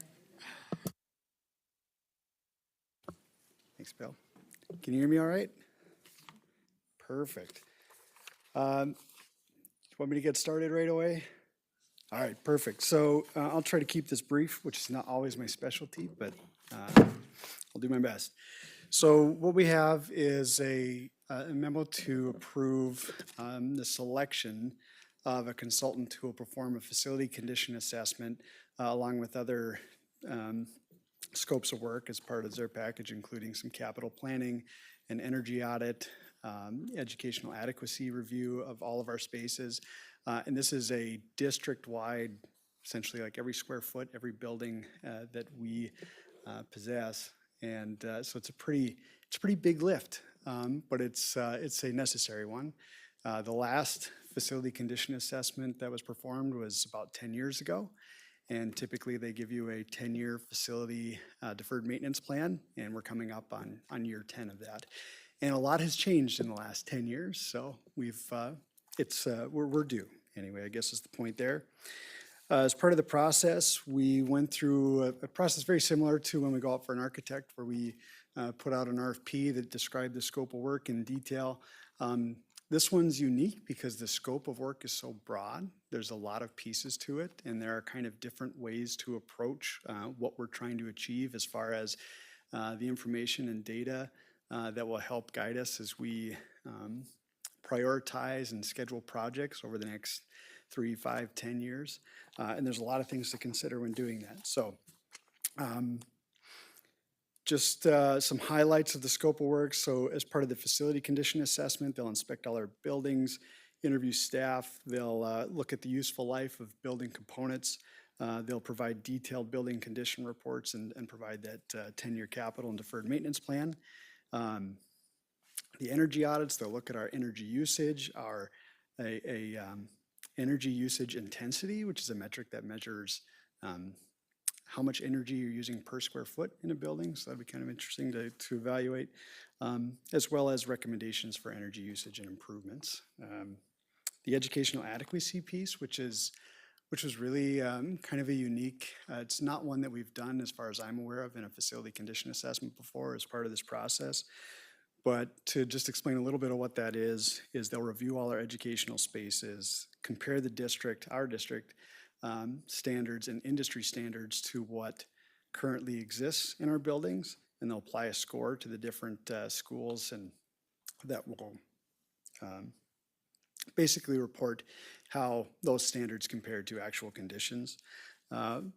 They'll also review enrollment projections and kind of bring that data together to put together a report on current adequacy and future needs in all of our schools. We are also asking them to assist us in updating our work order and capital planning, the management of a capital planning plan, and basically we're leaning on their expertise in the industry in this type of process as to make sure that we are utilizing best practices and how we have our stakeholders submit, say like work orders if something's broken, the request to fix it, as well as requests for small projects within schools. If there's a programming change, we need to make an adjustment in the facility. So there's that piece. The first steps, we're meeting this week with the selected consultant to kind of drill down the specifics of the scope of work and make sure that we're aligned with what we're looking for, which we're going in that with a very high level of confidence that we feel good about the services that they're providing and the fee proposal that they submitted, and that we reviewed 7 proposals for this scope of work. So we actually had a pretty nice variety of a couple national firms, some sort of regional, like Minneapolis, St. Paul-based firms, some local firms, pretty wide variety of experience, expertise, and proposals. So we were really glad about that, because when you have this sort of unique work in this broad scope, it was interesting to see the differences between the levels of service and expertise among the consultants. So the cost of the study is, the proposal from the firm that we selected was $572,368. And it does include the entire scope of work that we requested. The average fee, just because I'm sure that's a question, especially as it's a large sum, the average fee across the 7 proposers was $621,000. So we're slightly under the average. The low was $474,000 and the high was $1.1 million. So we're in that just under $600,000. We're just below the average, and those fees are kind of interesting because, again, the way that you address the scope of work that we're requesting can vary from one company to another. So it's but it was nice to see that in general we feel very confident about the firm we select and that the fee is relatively consistent with those around them. So that is promising. I to keep it short, so I will. The scoring rubric was included in the memo. If you have any questions on that, I'm happy to take it. Or if you have any other questions about the scope of work in general, happy to discuss that. Thank you, James. Jim? Yeah, I'd like to make a motion that we accept the proposal from SEH for approximately $572,368 for a facility condition assessment and capital planning services, and issue a purchase order accordingly. Second. Okay. Motion by Jim, seconded by Seth. Greg? Okay, Nikki? Just curious, you had mentioned that you had several different firms, both national, regional, and local. Curious to know, unless I missed it because I was reading, but the firm that you've selected, are they local? They are headquartered in St. Paul. Okay. They do have an office in Fargo, SEH, and they actually teamed up with, there's actually 3 firms that are involved as part of the team that's providing the work, and they all kind of have their specialty and expertise that they bring to the table. Amoresco is the primary FCA consultant, and they're a pretty large national organization, but SEH is kind of driving the ship and providing a lot of the program management and that sort of work in the study. Okay, thank you. Greg, did you have a question? Yeah, so I'll preface saying, James, I'm not expecting you to be able to give me a great answer for this, but I think perhaps Jackie or Jim might be able to. So it's been like, 10 years since we got our last one of these things. How well did we use the last one? Did it? I mean, like we can pay $500,000 for someone to give us a plan, but if we don't use it, is that a wise investment? So I'm looking more for history lesson here. Jim? And answer your question, we used it quite well. We just didn't implement it at the recommended funding level. They actually recommended that a district our size should be allocating $4 million a year to facility ongoing maintenance. We averaged during the last 10 years closer to half that amount, about $2 million. So it did help in terms of prioritizing which projects got done. But clearly, we didn't complete the project list because we didn't have the funds to invest in brick and mortar, even though we would have liked to. Dr. Gandhi. Jim, you answered that perfect. There is one other component that the last study did not include. James can quote me on the formula or the percentage here, but there's a cost of deferred maintenance in the building based on the sum of each part that's needs to replace on a cycle. But there's also needs to be a determination of at what point is the sum of each investment not worth just the investment in the building as a whole. The cost of a building is far more than just the initial time of the deferred maintenance or the time it's built. And that study didn't include that. So we do have some buildings now that may or may not have results in terms of here's going to be the ongoing maintenance costs over the next 20, 30 years that we need to have some conversations with. So we're looking forward to some of that analysis as well. And I would add that the study that was performed 10 years ago, the amount of this scope of work that would be similar as far as the work being performed is about half of the overall cost of the scope of work. The educational adequacy piece is completely in addition to what was done 10 years ago. The energy audit is an additional piece. Working with us to sort of modernize the processes and requests and work order system would be in addition to that too. So it is a little bit, not a little bit, it's a larger scope of work, but it just includes updating that 10-year plan. Dr. Gandhi. James, could you also just, as a follow-up to Greg's question, what does this mean for the district and going into like next year while the study's happening? Should there, our deferred maintenance plan for now or other needs be identified? So if I understand your question correctly, as far as the next year, we are limiting projects that we're working on to those that are very critical. If a roof needs to be repaired because there's an issue with it and water is pouring in a building, we're going to fix that roof. But we are limiting because part of what we're looking to gain from this updated study is that sort of having an accurate and usable plan, because part of the things that we struggle with a bit when we're talking about which project should we do is identifying how to prioritize which project at which building should we do at this time, because when a plan is 10 years old, things do change, and our needs changed, our philosophies changed. There's a lot of difference between now and 10 years ago. So as we go through this process, we're pausing a bit on some of the things that we might regularly do throughout the school year. Makes sense. Other questions? Further discussion? Okay, Anne Marie, I'll have you call the roll.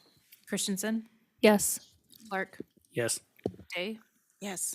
Gullickson, Yes. Golden, Yes. Johnson, Yeah. Yes. Nelson, Yes. Brooklyn, Yes. Newman, Yes, motion passes.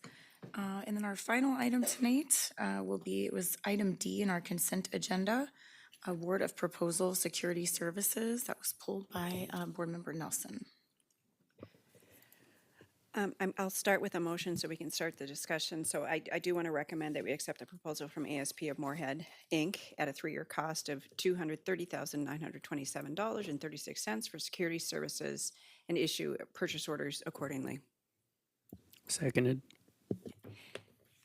Okay, further discussion? I just had a simple question. The amount is so far apart. I'm just wondering, I expect that you're expecting this.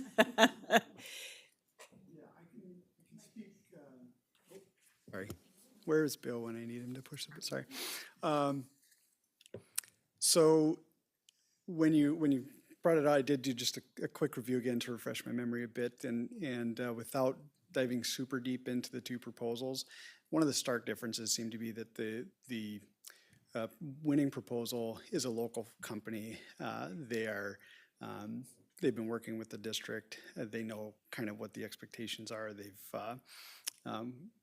We'll actually have a little bit of sort of retraining to bring some stuff up to speed, but we're comfortable with moving forward with them. The other firm is a firm, I believe, based out of like Minneapolis, St. Paul area, and they're more of a national security services firm. And they actually, in their proposal, included a lot of extras that we didn't really request.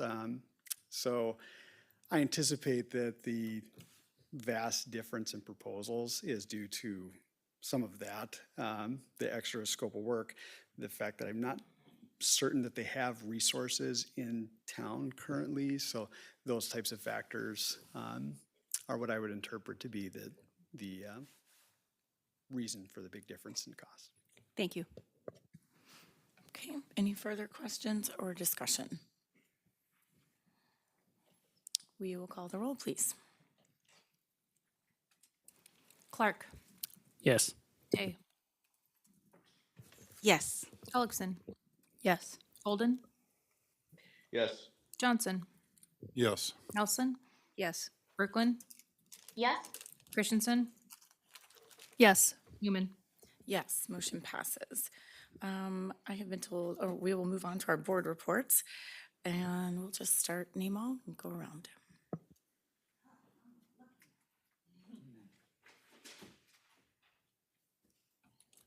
Thank you.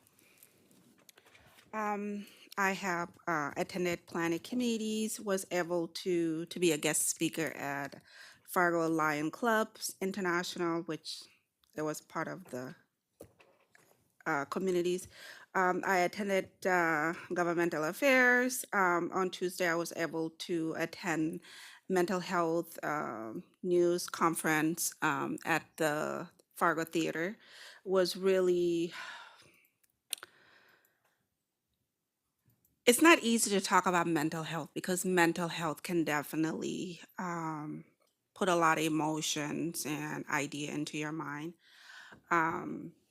Being able to listen to Lim Mom, who the founder for is it 436? Okay. Then I was able to meet her too as well over there. Everybody came. The fact that my daughter actually, they were best friends with this certain students, even though he passed. Even to the point where my daughter had really struggled with mental health too as well, because they were best friends in second grade. So it wasn't easy. And when I met her, I said, "I'm Malika, Mom." She said, "Oh my God, you're Malika, Mom." She always come and bite over and they get to play. I said, "I know." So, mental health is not a simple thing, and it will take all of us in this state to really combat it. The other thing that this one I'm not going to say because that was my personal. I had a meeting with the mayor.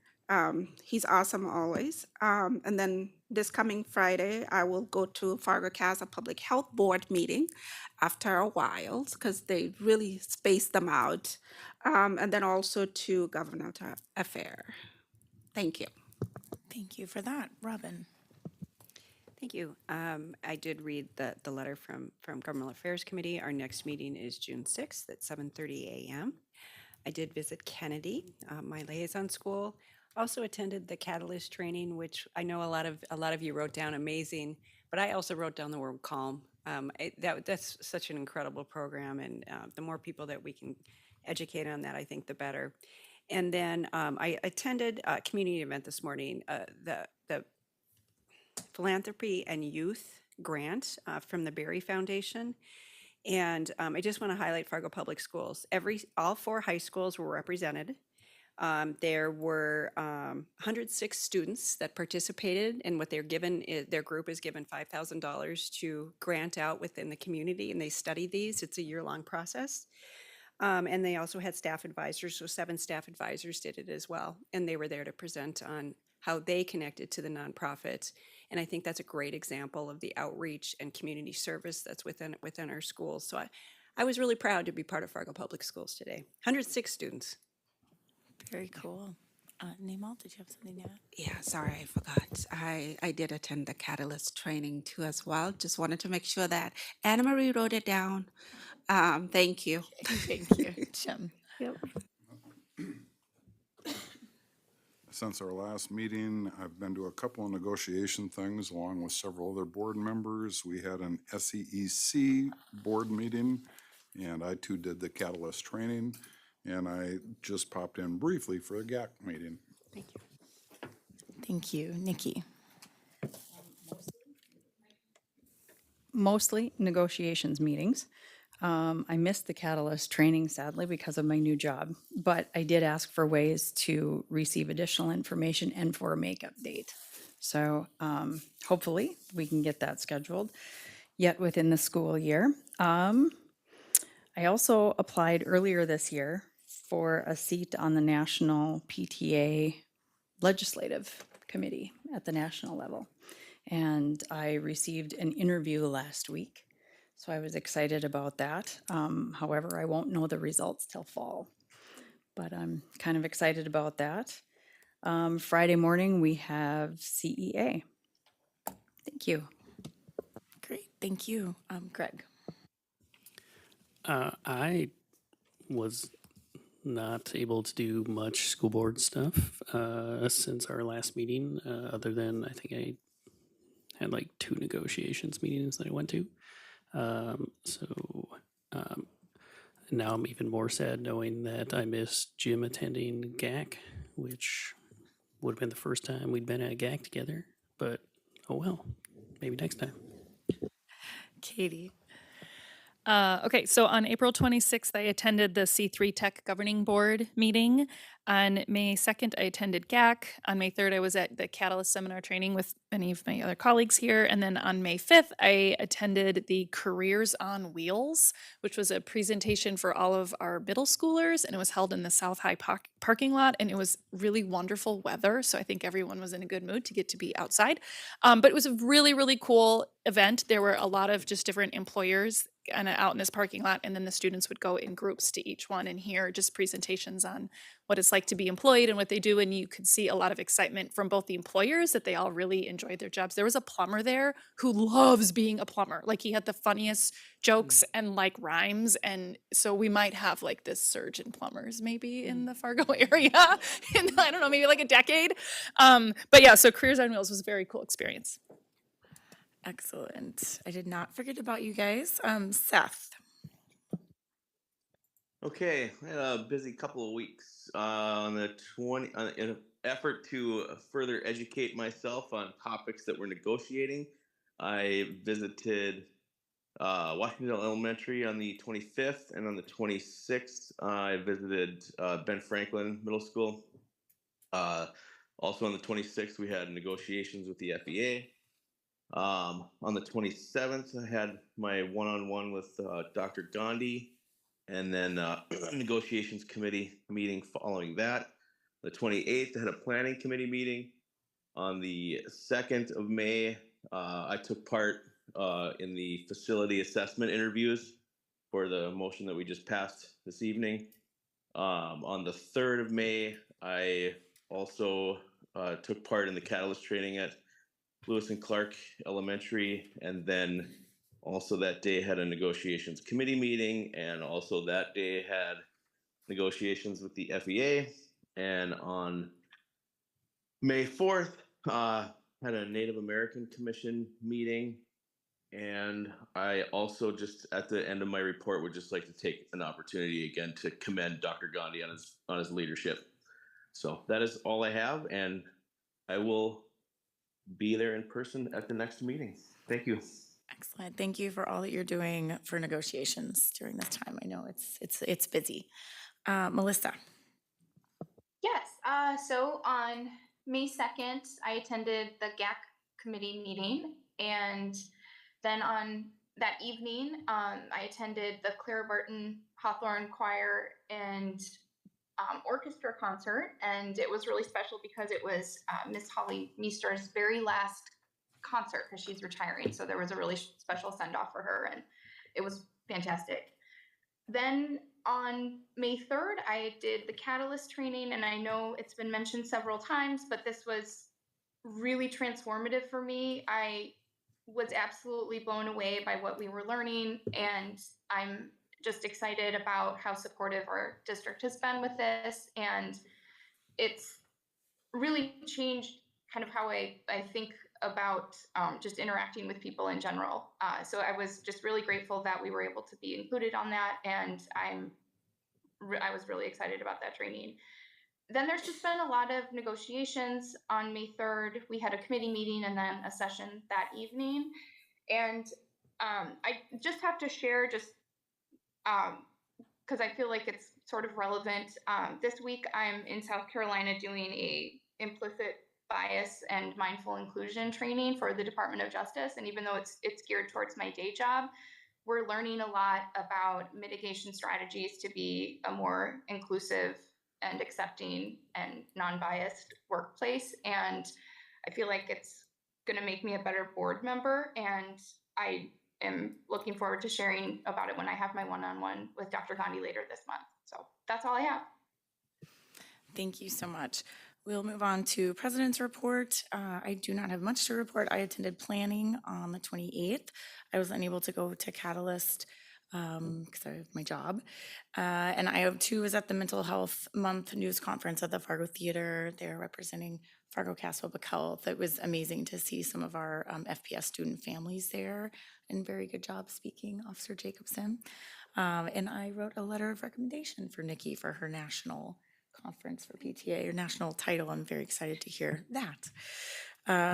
So I've been told we do not need to go into possible executive session this evening. We'll affirm our next regular meeting date, which is May 23rd.